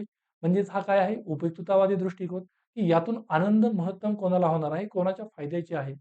की ॲनला आनंद मिळणार आहे ती वाजवल्यातून आणि त्याला ती वाजवता येते त्यामुळे तो म्हणतोय, की ती मला मिळावी. म्हणजेच हा उपयुक्ततावादी दृष्टिकोन आहे आणि उपयुक्ततावादी दृष्टिकोनातून बघितलं तर ते योग्य आहे. ठीक आहे. दुसरा जो काय आहे तो बॉब आहे. तो काय म्हणतोय, की मी गरीब आहे. माझ्याकडे खेळण्यासाठी दुसरं काहीही नाहीये. त्यामुळे मला ती मिळावी. जो काही समताधिष्ठित किंवा जो काही समाजवादाचा दृष्टिकोन आहे, साम्यवादाचा, तो काय म्हणतो, की गरजेनुसार वाटप झालं पाहिजे. व्यक्तीने क्षमतेनुसार काम करावं, गरजेनुसार वाटप झालं पाहिजे. हा त्यांचं मुख्य तत्व असतं, की हा गरीब आहे, याच्याकडे दुसरं खेळणं नाहीये, मग ह्याला ती बासरी दिली पाहिजे, असा समाजवाद म्हणेल, असा मार्क्सवाद म्हणेल, असा साम्यवाद म्हणेल. ठीक आहे. म्हणजेच हा समताधिष्ठित दृष्टिकोन आहे, इगॅलिटेरियन अप्रोच आहे. त्यानुसार ही गोष्ट योग्य ठरेल. मात्र आता जो काही कारला आहे तो काय म्हणतो, की ती बासरी मी बनवली आहे, म्हणजे ती मला मिळायला पाहिजे. जो काही लिबर्टेरियन प्रिन्सिपल आहे, स्वेच्छातंत्रवादी दृष्टिकोन, उदारमतवादाच्या थोडंसं पुढे जाणार आहे, की ती गोष्ट मी केलेली आहे, ती बासरी मी बनवलेली आहे, माझं श्रम मी त्याच्यात ओतलेलं आहे आणि त्यामुळं त्याच्यावरती माझी मालकी आहे आणि ती मला मिळाली पाहिजे. हा जो काही नव उदारमतवादी दृष्टिकोन आहे, की व्यक्तीचं श्रम, व्यक्तीच्या श्रमावरती जी स्वतःची मालकी असते, राज्यानं ती हिरावून घेता कामा नये. हा स्वेच्छातंत्रवादी दृष्टिकोनानुसार, लिबर्टेरियन प्रिन्सिपलनुसार ती बासरी कारलाला मिळाली पाहिजे. आता मला सांगा, हे तिन्ही दृष्टिकोन बरोबर आहेत ज्याच्या त्याच्या ठिकाणी. म्हणजेच काय, आपण ती बासरी कुणाला दिली पाहिजे हे थेट सांगू शकत नाहीये. एकदम योग्यपणे. हे तिन्ही दृष्टिकोनानुसार तिघांचेही युक्तिवाद बरोबर आहे. म्हणजेच न्यायाची एकच एक व्याख्या आपण करू शकत नाही आणि ते करण्याच्या भानगडीत पडू नये. त्याऐवजी आपण काय करावा? व्यक्तींच्या क्षमतांचा विस्तार करावा, जेणेकरून त्यांचं निवड स्वातंत्र्य वाढेल आणि त्यातून व्यक्तींच्या स्वातंत्र्याला खऱ्या स्वरूपानं महत्त्व प्राप्त होईल आणि त्यातून न्याय सुनिश्चित होईल, असं अमर्त्य सेन म्हणतात. ठीक आहे. क्लिअर आहे सगळ्यांना? काही डाऊट असेल तर तुम्ही मला विचाराल. आपण पीडीएफमध्ये बघूयात, की काय राहिलं तर नसेल आपलं, आय थिंक. ठीक आहे, या गोष्टी पाहिल्यात आपण. त्यानंतर हा प्ररोदन म्हणून न्याय काय आहे हे पाहिलं आपण, वितरणात्मक न्याय. ठीक आहे. अज्ञानाचा पडदा काय आहे, ह्याच गोष्टी महत्वाच्या आहेत. ठीक आहे. इथे मी राईट शॉर्ट नोटसाठी 4 टॉपिक दिलेले आहेत, की ओरिजिनल पोझिशन म्हणजे मूळ स्थिती काय आहे, अज्ञानाचा पडदा काय आहे, भेदमूलक तत्व काय आहे आणि जस्टिस या फेअरनेस काय आहे. मग त्यातला जो काही डिफरन्स प्रिन्सिपल आहे त्याच्यावरती तुम्ही टिप लिहाल आणि माझ्याकडे चेक करायला द्याल, की भेदमूलक तत्व हा 5 मार्कांना टिप असणार आहे. ठीक आहे. 5 गुण. त्याच्यावरती तुम्हाला 80 शब्दात उत्तर लिहायचं आहे. ठीक आहे. 80 शब्द. आणि त्यानंतर जस्टिस याज फेअरनेस म्हणजे रास्तपणा म्हणजे न्याय. मग रास्तपणाची तत्व जी सांगितली मी तुम्हाला 3, ती तुम्हाला त्यात मांडायची आहे. ठीक आहे. त्यानंतर हा जो काही पीवायक्यूचा प्रश्न आहे, हा तुमच्यासाठी होम असाइनमेंट असणार आहे, की analyse John Rawls concept of social justice in Indian context. म्हणजेच काय, की जॉन रॉल्स यांनी म्हणजे जॉन रॉल्स यांची न्यायाची संकल्पना, त्यांचा न्यायाचा सिद्धांत भारतीय संदर्भामध्ये स्पष्ट करा. ठीक आहे. की त्याचं विश्लेषण करा. जॉन रॉल्सच्या सामाजिक न्यायाच्या संकल्पनेचं भारतीय संदर्भात विश्लेषण करा. ठीक आहे. मग त्याच्या संबंधीच्या सगळ्या टॉपिक आपण अभ्यासलेला, म्हणजे सगळ्यात जो काही उदाहरणं आहेत ती मी दिलेली आहेत, की सकारात्मक भेदभावाचं धोरण असेल, आरक्षणाचं धोरण असेल, डीबीटी असेल, नॅशनल सोशल असिस्टन्स प्रोग्राम असेल, या सगळ्या गोष्टी या जॉन रॉल्सचं जे काही भेदमूलक तत्व आहे त्यातून त्या पुढे येतात. सामाजिक न्यायाच्या तत्वातून पुढे येतात आणि त्यातूनच मॅक्झिमम लिबर्टी आणि इक्वॅलिटी ऑफ ऑपॉर्च्युनिटी या गोष्टी सुद्धा महत्त्वाच्या आहेत आणि त्या आपल्या संविधानामध्ये देखील आहेत. ठीक आहे. की जे काही आर्टिकल 14 आहे, काय आहे? की समानतेचा हक्क. ठीक आहे. त्या गोष्टी. हे आपण पाहिलेलं, हे तत्व पाहिले आपण. त्यानंतर अमर्त्य सेन यांचा आपण दृष्टिकोन बघितला.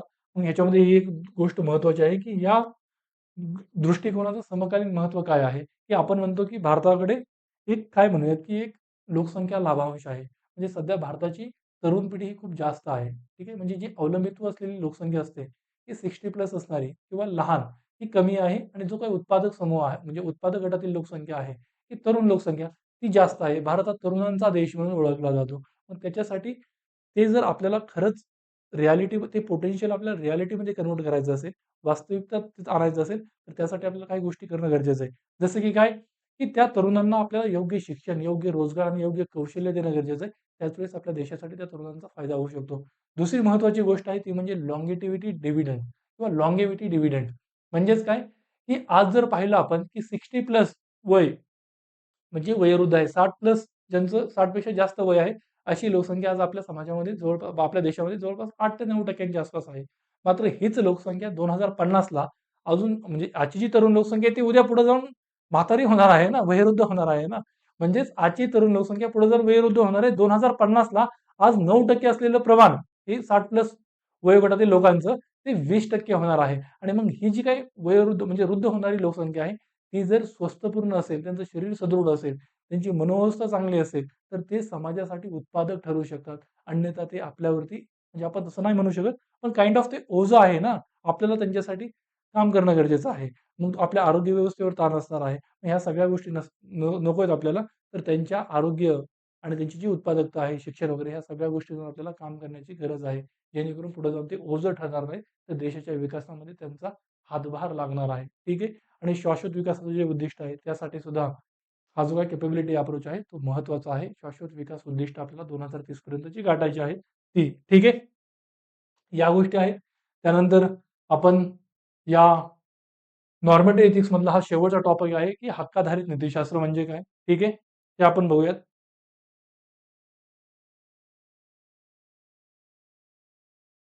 हे जे काही नॉर्मेटिव्ह एथिक्स आहे, ठीक आहे. बघूयात आपण. हक्काधारित नीतिशास्त्र म्हणजे काय? Right based ethics. ठीक आहे. ही काय आहे? प्रिस्क्रिप्शन आहे. आपण काय पाहत आहोत, की तिसरा प्रकार dimension of ethics. Dimension of एथिक्सचं तिसरं डायमेन्शन काय आहे? नॉर्मेटिव्ह एथिक्स म्हणजेच मानक किंवा आदर्शात्मक नीतिशास्त्र. आणि ते काय आहे, की काय असायला हवे हे ते सांगत असतं. मग हे हे काय असायला हवं? हे जे प्रिस्क्रिप्शन आहे, ते कशाच्या बेसवरती? तर आपण सुरुवातीला बघितलं कृती आधारित नीतिशास्त्र, दुसरं बघितलं सद्गुणाधिष्ठित नीतिशास्त्र, तिसरं बघितलं न्यायाधिष्ठित नीतिशास्त्र. मग आता हा चौथा प्रकार आहे त्यातला आधारित नीतिशास्त्र. ठीक आहे. कुठे आपण समजलं तुम्हाला आता? आपण नॉर्मेटिव्ह एथिक्स पाहत आहोत. नॉर्मेटिव्ह एथिक्स काय आहे? It is one of the dimension of ethics. आणि त्या नॉर्मेटिव्ह एथिक्स मधलं हे एक प्रिस्क्रिप्शन आहे राईट बेस्ड एथिक्स. ठीक आहे. हक्क आधारित नीतिशास्त्र. मग याच्यामध्ये सगळ्यात महत्वाची गोष्ट काय असते, की या तत्वज्ञानानुसार तुमच्या कृतीची जर नैतिकता ठरवायची असेल, ठीक आहे, की व्यक्तीच्या कृतीची नैतिकता कशी ठरवायची, की ती कृती नैतिक आहे की अनैतिक आहे. तुमची कृती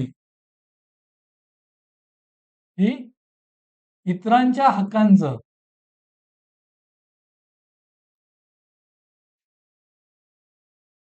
उल्लंघन करणारी नसेल, म्हणजे उल्लंघन करत नसेल,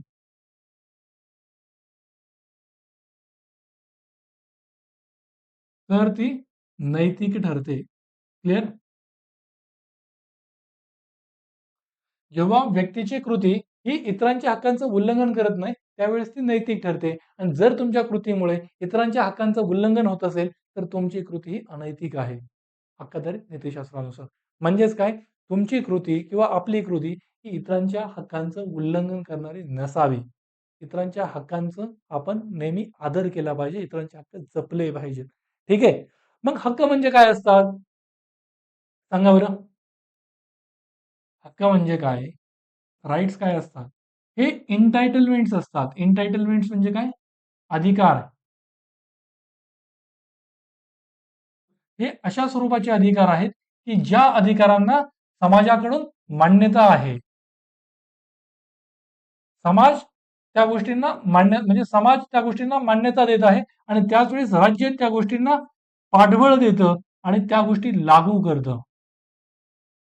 त्या गोष्टींचं संरक्षण करतं. त्यावेळेस आपण त्या अधिकारांना हक्क असं म्हणतो. ठीक आहे.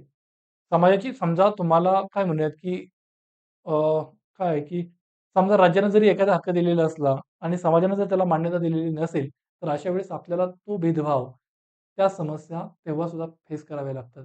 की समजा आपल्या संविधानानं अस्पृश्यता ही बेकायदेशीर ठरवलेली असली, असंवैधानिक ठरवलेली असली आणि समाजानं जर त्या गोष्टीला मान्यता दिलेली नसेल, तर आपल्याला भेदभावाला सामोरं जावं लागतं. जर आपण दलित समूहातील असो, अस्पृश्य समूह म्हणजे कथित ज्या कनिष्ठ जाती आहेत, त्यातले जर आपण असू तर. म्हणजे ह्या गोष्टी आपल्याला पाहायला मिळत आहेत. आजही आपल्या नांदेडसारख्या जिल्ह्यांमध्ये काही ठिकाणी, की लग्नाच्या पंक्तीत वगैरे, की जोपर्यंत त्या गावातील उच्च जातीतील लोकांचं जेवण होत नाही, तोपर्यंत कनिष्ठ जातीतील लोक त्या जेवणाच्या म्हणजे त्या लग्नात पंक्तीला बसत नाही जेवायला. ठीक आहे. या गोष्टी आजही आहेत. ठीक आहे. मग या सगळ्या गोष्टी आहेत. मग हा समाज जोपर्यंत एखाद्या गोष्टीला मान्यता देत नाही, तोपर्यंत तो हक्क बनत नाही. भले राज्यानं दिलेला असला, तरी सुद्धा समाजानं दिलेला नाही म्हणजे तुम्ही तुमच्या हक्काचा उपभोग घेऊ शकत नाही. ठीक आहे. आणि राज्याचं पाठबळ असतं, राज्य तो लागू करून घेत असतं. ठीक आहे. राज्याची मंजुरी त्या गोष्टीला, त्या बाबीला, त्या अधिकाराला असते. त्यावेळेस ते हक्क बनत असतं. मग याच्यासंबंधी काही महत्त्वाच्या संकल्पना आहेत, की नैसर्गिक हक्क काय आहेत? मानवी हक्क काय आहेत? नैसर्गिक हक्क म्हणजे काय? की नॅचरल राइट्स. नॅचरल राइट्स म्हणजे काय? निसर्गतः व्यक्तीला उपलब्ध असलेले हक्क. ठीक आहे. निसर्गतः. निसर्गतः म्हणजे राज्य अस्तित्वात आणण्याच्या अगोदर देखील, ज्यावेळेस राज्य नव्हतं, ही राज्य नावाची जी संस्था आहे, सरकार नाहीये, मनुष्य हा निसर्ग अवस्थेत राहत आहे. निसर्ग अवस्था म्हणजे काय, की हे एक स्टेट ऑफ नेचर आहे, की राज्य नसतानाची स्थिती. जे काही सामाजिक कराराचे विचारवंत आहे, सामाजिक करार संकल्पनेचे. मगाशी मी सांगितलं तुम्हाला जॉन रॉस असेल किंवा हे जॉन लॉक असेल किंवा थॉमस हॉब्स असेल किंवा रुसो असेल. या व्यक्तींनी सामाजिक कराराची संकल्पना मांडली. पण त्याच्या अगोदरची ही अवस्था आहे, की म्हणजे एक निसर्ग अवस्था असते. व्यक्ती जन्मला, जंगलामध्ये राहत होता, समाज थोडाफार अस्तित्वात होता. मग त्यावेळेस लोकांमध्ये काय व्यवस्था होती? की हक्क उपलब्ध होते का? होते तर ते कोणते होते? नैसर्गिक हक्क होते. का होते? व्यक्तीमध्ये विवेक होता असं जॉन लॉक म्हणतो. जॉन लॉक जो आहे ना त्याला उदारमत्वाचा जनक म्हणलं जातं. ठीक आहे. आणि उदारमत्वाचं जे कोर प्रिन्सिपल आहे ते लिबर्टी आहे. आणि ते कशाच्या बेसवरती येतं?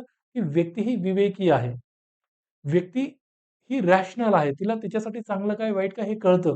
आणि त्यातून तिचं निवड स्वातंत्र्य राबविते. ठीक आहे. मग असं जर असेल, तर त्यावेळेस तो काय म्हणतो, की व्यक्ती ही विवेकी आहे आणि व्यक्ती विवेकी असल्यामुळं व्यक्ती विवेकी असल्यामुळं हे राज्य अस्तित्वात नव्हतं.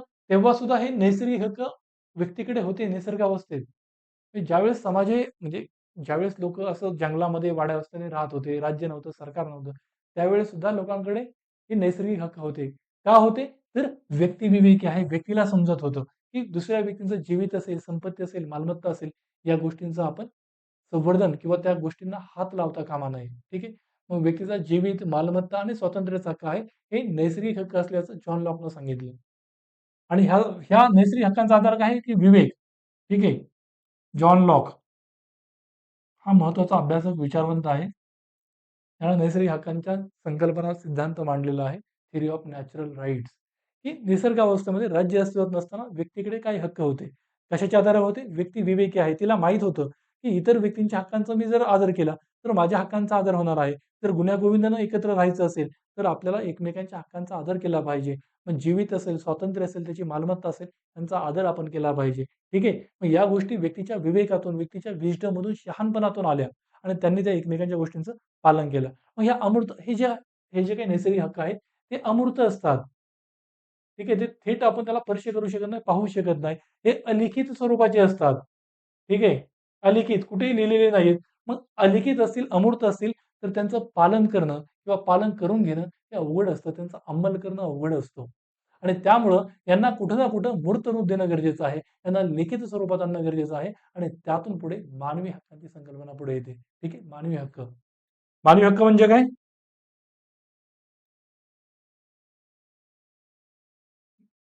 मानवी हक्क म्हणजे काय? Human rights. ह्युमन राइट्स म्हणजे काय? हं? की तुम्ही केवळ मनुष्य असल्या कारणानं काय म्हणूयात, की व्यक्तीला केवळ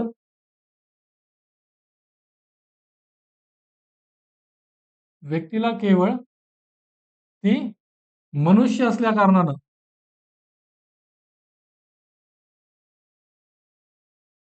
कारणाने मिळणारे हक्क. की व्यक्ती ही ह्युमन आहे आणि म्हणून तिला मिळणारा किमान मूलभूत हक्क काय आहेत? त्याला आपण मानवी हक्क असं म्हणत असतो. ठीक आहे. की दुसरं महायुद्ध झालं किंवा आंतरयुद्ध काळ जे होतं, पहिलं महायुद्ध आणि दुसरं महायुद्ध यातला मधला काळ.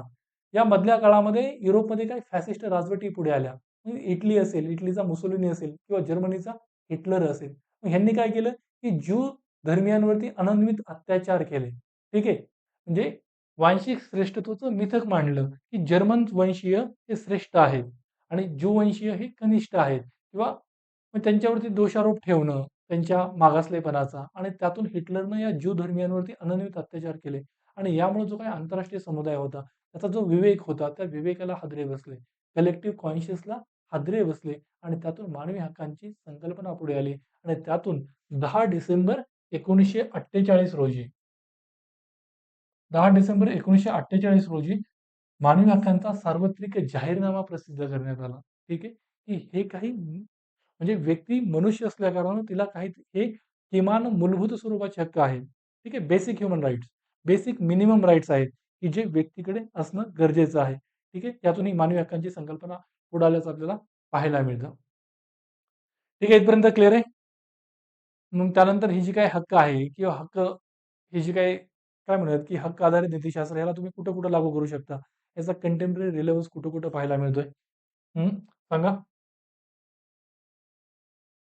की गुलामगिरीची गोष्ट असेल, गुलामगिरीची प्रथा असेल, ठीक आहे. किंवा बालमजुरी असेल, बालकांच्या हक्कांचं उल्लंघन आहे. बरोबर? त्यानंतर सांगा, काय काय आठवतं तुम्हाला? हक्कांचं कुठं कुठं उल्लंघन होतंय? हं? बोला.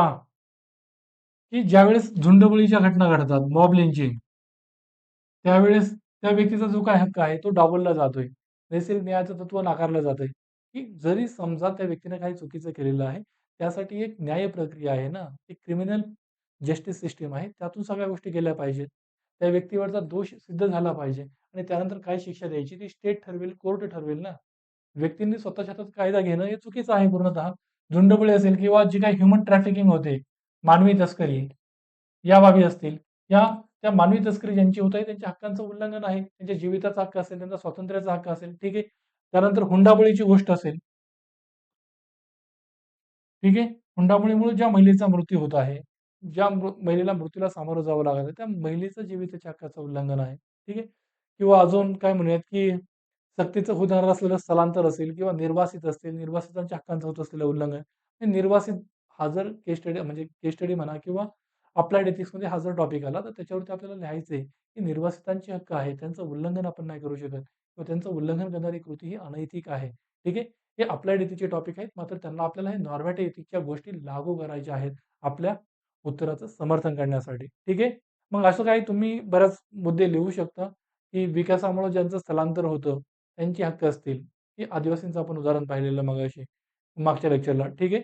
मग ह्या सगळ्या गोष्टी, ठीक आहे. गर्भपाताचा मुद्दा असेल, मग गर्भपाताच्या मुद्द्याला तुम्ही हे कसं लागू कराल? हा अप्लाइड एथिक्सचा टॉपिक आहे. आपण ठीक आहे. इथं बघू शकतो, की त्या गर्भपातामध्ये एक दुविधा आहे महत्त्वाची, की ते जे काही अर्भक आहे न जन्मलेलं, त्याचे काही राइट्स आहेत. त्याचा जीविताचा हक्क आहे आणि दुसऱ्या बाजूला त्या महिलेचा हक्क आहे. ठीक आहे. त्या महिलेचं स्वातंत्र्य आहे. तिच्या निवडीचं जी काही ती गर्भवती महिला आहे, त्या महिलेचं निवडीचं स्वातंत्र्य आहे. ठीक आहे. आणि दुसऱ्या बाजूला ते न जन्मलेलं जे काही अर्भक आहे अजूनही, त्या अर्भकाचा जिवंत राहण्याचा हक्क आहे. त्याचा जीविताचा हक्क आहे. ठीक आहे. अर्भकाचा जीविताचा हक्क. याच्यामध्ये दुविधा आहे. मग आता ही जी काही गर्भवती महिला आहे, तिला निवडीचं स्वातंत्र्य आहे. तिला तिच्या बॉडीवरती तिला ऑटोनॉमी आहे. म्हणजे तिला तिच्या स्वतःच्या शरीरावरती स्वातंत्र्य नकोय का? असायला हवं ना. ठीक आहे. मात्र जे काही ते न जन्मलेलं अर्भक आहे, असं म्हटलं जातं, की life starts at the conception level only. म्हणजे ज्यावेळेस गर्भधारणा होते, त्याच वेळेस जीव तयार होत असतो किंवा ते जीव सुरू होत असतोय. जीवन तिथं सुरू होतं आणि त्या न जन्मलेल्या अर्भकाला सुद्धा जीविताचा हक्क आहे. त्याचा गर्भपात करून एक प्रकारे त्याची हत्या आहे, की जे अनैतिक आहे. ठीक आहे. मग त्याचे हक्क, त्या गर्भवती महिलेचे हक्क, त्या गोष्टी सांगून अकाली नीतिशास्त्रांना आपण आपल्या प्रश्नांचं उत्तर किंवा आर्ग्युमेंटेशन करू शकतो. ठीक आहे, उत्तर लिहित असताना. मग ह्या गोष्टी आहेत. ठीक आहे, क्लिअर आहे इथपर्यंत सगळं? आपल्या नोट्समधले मला वाटतं बऱ्यापैकी झाल्या असतील सगळ्या गोष्टी ना? ठीक आहे, आपण अरिस्टॉटल, जॉन रॉल्स तो पाहिली, अमर्त्य सेन यांचा दृष्टिकोन बघितला. हक्कानी नीतिशास्त्रामध्ये नैसर्गिक हक्क काय आहे हे आपण बघितलं.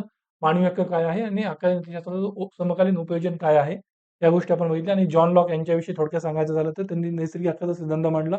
नैसर्गिक हक्क काय? जीवित, स्वातंत्र्य आणि संपत्तीचा अधिकार. ठीक आहे. आणि दुसरं महत्त्वाचं गोष्ट, जॉन लॉक यांना उदारमतवादाचा जनक म्हणलं जातं आणि त्या संदर्भात आहे, की त्यांनी सांगितलं, की जी काही शासित आहेत, म्हणजे ज्यांच्यावरती राज्य चालवलं जात आहे, म्हणजे सामान्य जनता जी असेल, सामान्य नागरिक यांची संमती खूप महत्त्वाची असते सरकारसाठी. सरकारला त्यांनी मर्यादित अधिकार दिले, ठीक आहे. म्हणजे लिमिटेड गव्हर्नमेंट आणि त्यांनी संविधानवादाचा पुरस्कार केला, कॉन्स्टिट्युशनलिझम. या सर्व बाबींमुळे जॉन लॉकला उदारमतवादाचा जनक म्हणलं जातं, ठीक आहे. आणि या गोष्टी महत्त्वाच्या आहेत माणसाच्या म्हणजे व्यक्तीच्या हक्कापासून. त्यानं हेही सांगितलं, की हे जे काही नैसर्गिक हक्क आहेत, जीवित, मालमत्ता आणि स्वातंत्र्य या हक्कांपासून व्यक्तीला दूर केलं जाणार नाही, ठीक आहे. म्हणजे राज्य अस्तित्वात येण्याच्या अगोदर सुद्धा व्यक्तीकडे हे हक्क होते. कारण की निसर्गावस्थेमध्ये जॉन लॉकच्या मते व्यक्ती हा विवेकी होता आणि त्यामुळे राज्य अस्तित्वात आलं किंवा राज्यामुळे व्यक्तीला हक्क नाहीयेत. ठीक आहे. मग या गोष्टी आहेत सगळ्या आणि त्यानंतर आपण काय पाहतो जॉन लॉक हक्कादार नीतिशास्त्र. ठीक आहे. मला वाटतं इथं आपला हा टॉपिक संपतो आहे आणि त्यानंतर पुढे उपयोजित नीतिशास्त्र म्हणजे काय हे आपण पाहूया थोडक्यात, की उपयोजित नीतिशास्त्र म्हणजे काय? हे चौथं आणि शेवटचं डायमेन्शन आहे नीतिशास्त्राचं, की उपयोजित नीतिशास्त्र म्हणजे काय? Applied ethics. तसं बघायचं झालं तर आपण शॉर्टमध्ये पाहणार आहोत. पण तसं या टॉपिकला काही लिमिट नाहीये. ठीक आहे. उपयोजित नीतिशास्त्र म्हणजे व्यावहारिक नीतिशास्त्र. म्हणजे जे काही दैनंदिन व्यवहारामध्ये आपलं जे वास्तविक जीवन आहे, त्यात जे काही नैतिक मुद्दे असतील, त्यांना नीतिशास्त्र लागू करणं, त्याला आपण उपयोजित नीतिशास्त्र असं म्हणतो. ठीक आहे. उपयोजित नीतिशास्त्र म्हणजे काय? जे काही आपलं दैनंदिन किंवा वास्तविक जीवन आहे, दैनंदिन जीवनातील नैतिक समस्या ज्या आहेत, त्यांना नीतिशास्त्र लागू करणं.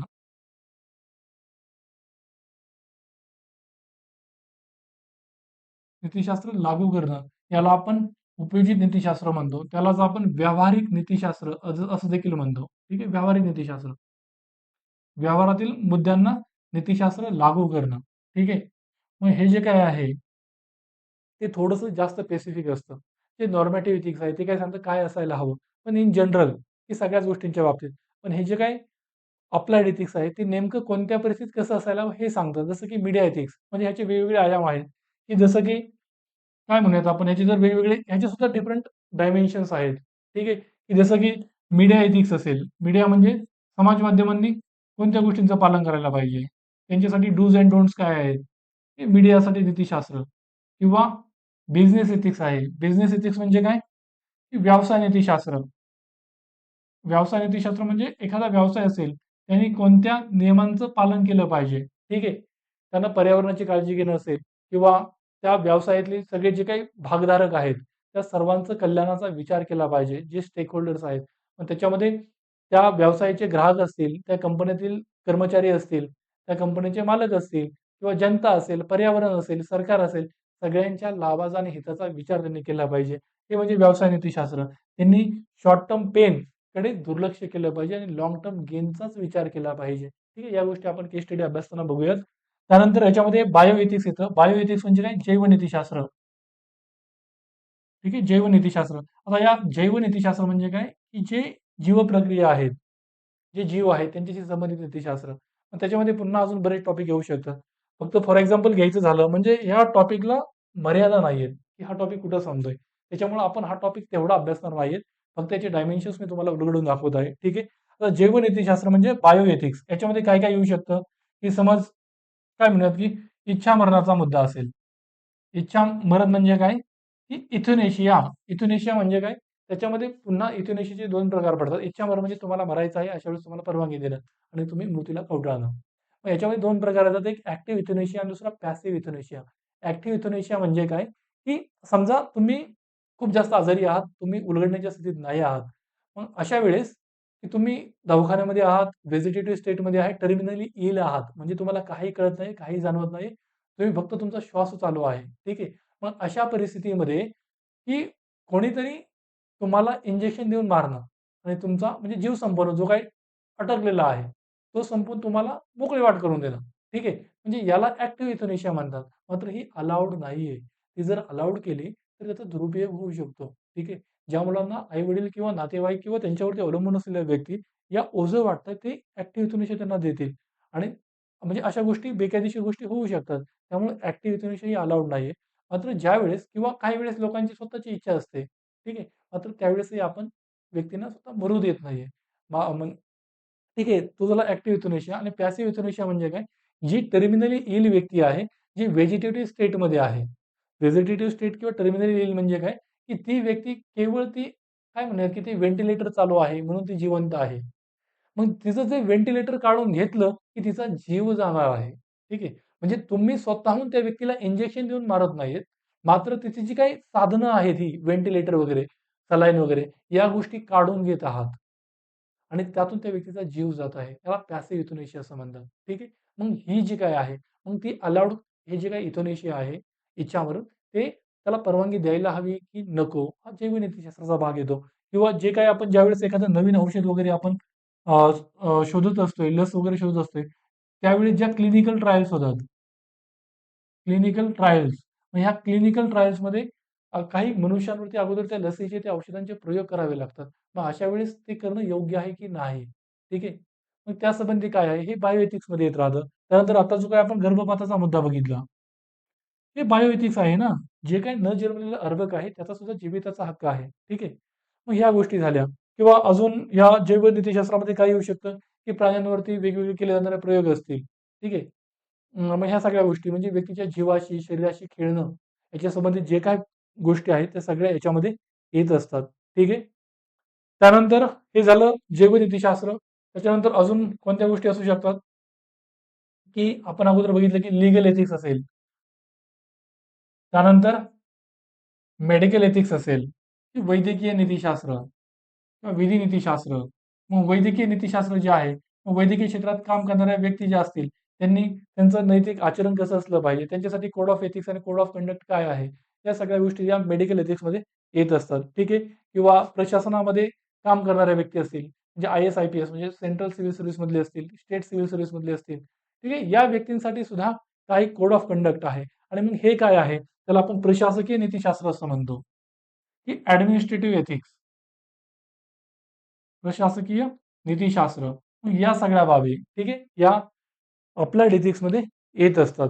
त्यानंतर पर्यावरण नीतिशास्त्र असेल, एन्व्हायरमेंटल एथिक्स, ते सुद्धा याच्यामध्ये येत असते. ठीक आहे. पर्यावरण एथिक्स म्हणजे काय? पर्यावरण एथिक्स आपण थोडक्यात बघूयात. मी नोट्समध्ये एकदम थोडक्यात त्याची झलक टाईप गोष्टी दिलेल्या आहेत. जास्त डिटेलमध्ये या म्हणजे या टॉपिकमध्ये नाही आहेत गोष्टी. ठीक आहे. या गोष्टी आपल्याला हळू बिल्ड करायच्या आहेत किंवा आपण जे अभ्यासलेलं आहे ना, डायमेन्शन ऑफ एथिक्समध्ये वेगवेगळे दृष्टिकोन, वेगवेगळे विचारवंत, मग याच गोष्टी अप्लाय करून आपल्याला दाखवून द्यायचे, की हे योग्य का आहे किंवा हे योग्य का नाही. ठीक आहे. मी वाटलंच तर पुढे गर्भपाताचा मुद्दा थोडासा डिटेलमध्ये तुम्हाला सांगेन, की हे ॲप्लिकेशन कसं करायचं आहे. ठीक आहे. अप्लाइड एथिक्समध्ये. पण पर्यावरण नीतिशास्त्र म्हणजे काय, की आपल्याला मी सांगितलेलं तुम्हाला, की व्यवसाय नीतिशास्त्र किंवा बिझनेसचं 3 प्रिन्सिपल असलं पाहिजे. पीपल, प्रॉफिट आणि प्लॅनेट. पण त्याच स्वरूपाचं आहे. ठीक आहे. की पर्यावरण नीतिशास्त्र म्हणजे काय? तुम्हाला एक शाश्वत विकास हवा आहे. आणि हा शाश्वत विकास कधी होत असतोय? Sustainable development. ठीक आहे. याच्यासाठी 3 गोष्टी महत्त्वाच्या असतात. एक आर्थिक वाढ तर महत्त्वाची आहेच. ठीक आहे. मग आर्थिक विकास असेल. मग त्याच वेळेस हा जो काही विकास आहे तो सर्वसमावेशक असला पाहिजे. सर्वसमावेशक म्हणजे आर्थिक विषमता वगैरे कमी झाली पाहिजे. ठीक आहे. समाजातील सर्व समूहांचा विकास झाला पाहिजे. आणि तिसरी महत्त्वाची गोष्ट, की त्याच वेळेस तुम्ही पर्यावरण संवर्धन देखील केलं पाहिजे. पर्यावरणाचं संरक्षण देखील केलं पाहिजे. मग हा शाश्वत विकास आहे. मग हा एक पर्यावरण नीतिशास्त्र आहे. मग त्याच्यामध्ये बाकीच्या गोष्टी येतात, की आज क्लायमेट चेंज ग्लोबल लेव्हलला त्याच्यासंबंधी जे निगोशिएशन चालू आहे, ही common but differentiated responsibility. Common but differentiated responsibility म्हणजेच काय? आपल्या सर्वांची सामूहिक जबाबदारी आहे. मात्र जी जबाबदारी आहे ती काहीशी वेगवेगळी आहे. की विकसित देशांनी त्यांचा विकास घडवून आणला. त्यांच्यामध्ये औद्योगिकरण झालं. त्यांच्या पायाभूत सुविधा उभ्या राहिल्या. त्यांच्या विकसित म्हणजे अमेरिका, युरोपमधील देशातील लोकांचं जीवनमान उंचावलं. ठीक आहे. जीवनमानाचा जो स्तर आहे, स्टँडर्ड ऑफ लिव्हिंग ते चांगलं झालं. ह्याच्या उद्योगांच्या आधुनिकीकरणाच्या जोरावरती. मात्र त्यामुळं पर्यावरणाचं नुकसान झालं. त्यामुळं कार्बनचं उत्सर्जन वाढलं आणि त्यामुळं आज ग्लोबल वॉर्मिंग ज्याला आपण जागतिक तापमान वाढ म्हणतो, हे आज पाहायला मिळत आहे. मात्र या जागतिक तापमानवाढीचे तोटे हे गरीब विकसनशील देशांना सहन करावे लागत आहेत. मग आज ज्यावेळेस आपण या हवामान बदलाचा सामना करत आहोत, त्यावेळेस विकसित देशांनी जास्तीची जबाबदारी घेणं गरजेचं आहे. ठीक आहे. म्हणजेच काय, की differentiated responsibility, common but differentiated. मग ह्या ज्या गोष्टी आहेत, त्या पर्यावरण नीतिशास्त्रामध्ये येतात किंवा क्लायमेट जस्टिस असेल, हवामान न्याय. मग या विकसित देशांनी नुकसान भरपाई देणं गरजेचं आहे विकसनशील मागास किंवा जे काही आयलंड नेशन्स आहेत त्यांना. ठीक आहे. या गोष्टी पर्यावरण नीतिशास्त्रामध्ये येत असतात. मग याच्यामध्ये आपण मी जे म्हटलं, की आपण एखादा मुद्दा बघूयात, की त्याला अप्लाइड एथिक्सचा एखादा टॉपिक, की ज्याला आपण कशी आर्ग्युमेंटेशन त्याच्यामध्ये करू शकतो. ठीक आहे. कोणता टॉपिक घ्यायचा? तुम्ही काय सुचवताय का? हं, ठीक आहे. तर मला वाटतं गर्भपाताचाच मुद्दा आपण घेऊयात, की गर्भपात करणं हे योग्य आहे की नाही? नैतिक आहे की नाही? याच्यावरती आपण दोन्ही बाजूने युक्तिवाद करू शकतो. ठीक आहे. याच्यामध्ये मुख्य दुविधा काय आहे? की जी गर्भवती महिला आहे, त्या गर्भवती महिलेचा महिलेचे निवड स्वातंत्र्य, फ्रीडम ऑफ चॉईस. ठीक आहे.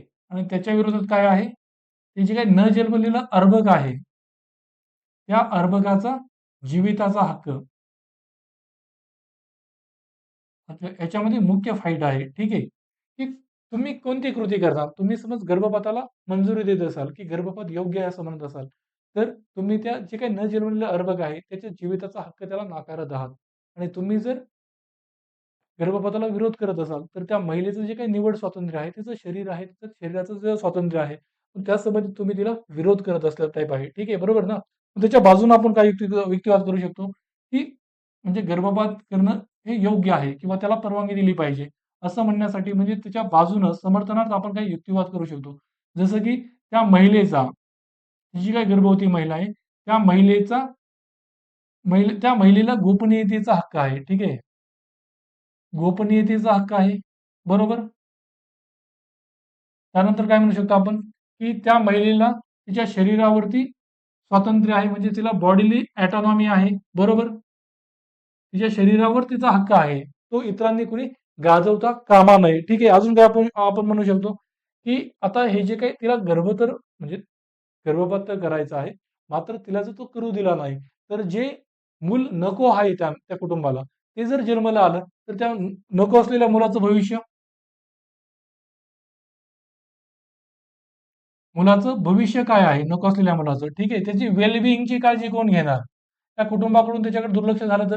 किंवा की त्या महिलेला तो गर्भ नको आहे, ते मूल झालेलं, तिला गर्भपात हवा आहे. अशा वेळी समजा ते मुलगं जन्मलं, तर त्या महिलेच्या मानसिक स्थितीवर त्याचा काय परिणाम होणार आहे? तिच्या मेंटल स्टेटवर, ठीक आहे. त्यानंतर आपण काय म्हणू शकतो अजून, की त्या व्यक्तीचं त्या महिलेची मानसिक स्वास्थ्य महत्त्वाचं आहे आणि त्याचबरोबर ज्यावेळेस ती महिला त्या मुलाला जन्म देईल त्या अर्भकाला, त्यावेळेस तिच्यावरती बेरोजगार म्हणजे तिला ती जर कामाला जात असेल, डिलिव्हरी ह्या प्रोसेसमध्ये तिला घरी राहावं लागेल. मग ती रोजगारापासून वंचित राहील. तिचा रोजगाराचा हक्क सुद्धा वंचित होत आहे. म्हणजे बेरोजगारी असेल किंवा घरगुती की समजा तिचा जो पती आहे त्याला ते बाळ नको आहे. अशा वेळेस तो रागावलेपणा करणार, चिडचिड करणार, तिला मारहाण करणार, या सगळ्या गोष्टी होणार. ठीक आहे. अजून काय म्हणू शकतो आपण, की आजचं तंत्रज्ञान हे पुढे गेलेलं आहे. आज तंत्रज्ञानात प्रगती झालेली आहे आणि त्यामुळं गर्भपात वगैरे पुढच्या टप्प्यांमध्ये सुद्धा करणं आज शक्य झालेलं आहे आणि ते हेल्दी वेनं करता येतंय. ठीक आहे. मग अशा गोष्टी आहेत, की त्या महिलेच्या जीविताला धोका न पोहोचविता त्या टाईपमध्ये किंवा ते जे अर्भक आहे ते अजूनही खूप म्हणजे काय म्हणूयात, की ते अजून पूर्ण जीव होण्याच्या किंवा काय म्हणता येईल, की त्या अर्भकाला तेवढा पेन होणार नाही. म्हणजे असं काही जण युक्तिवाद करतात, की जरी गर्भपात केला तरी. ठीक आहे. ह्याच्या विरोधात आपण काय युक्तिवाद करू शकतो? हे झाले बाजूनं. विरोधात काय म्हणू शकतो आपण, की जे काही आपण तुम्ही आता सगळ्या गोष्टी आपण पाहिलेल्या आहेत, त्या आधारे, की त्या अर्भकाचा हक्क आहे. ठीक आहे. आपण जे हक्कादिशी नीतिशास्त्र बघितलं, की न जन्मलेलं ते जे अर्भक आहे, त्याचाही जीविताचा हक्क आहे. ठीक आहे. आणि त्याचं उल्लंघन होता कामा नये. बरोबर? म्हणजेच गर्भपात करणं हे अयोग्य आणि चुकीचं आहे असं आपण म्हणू शकतो.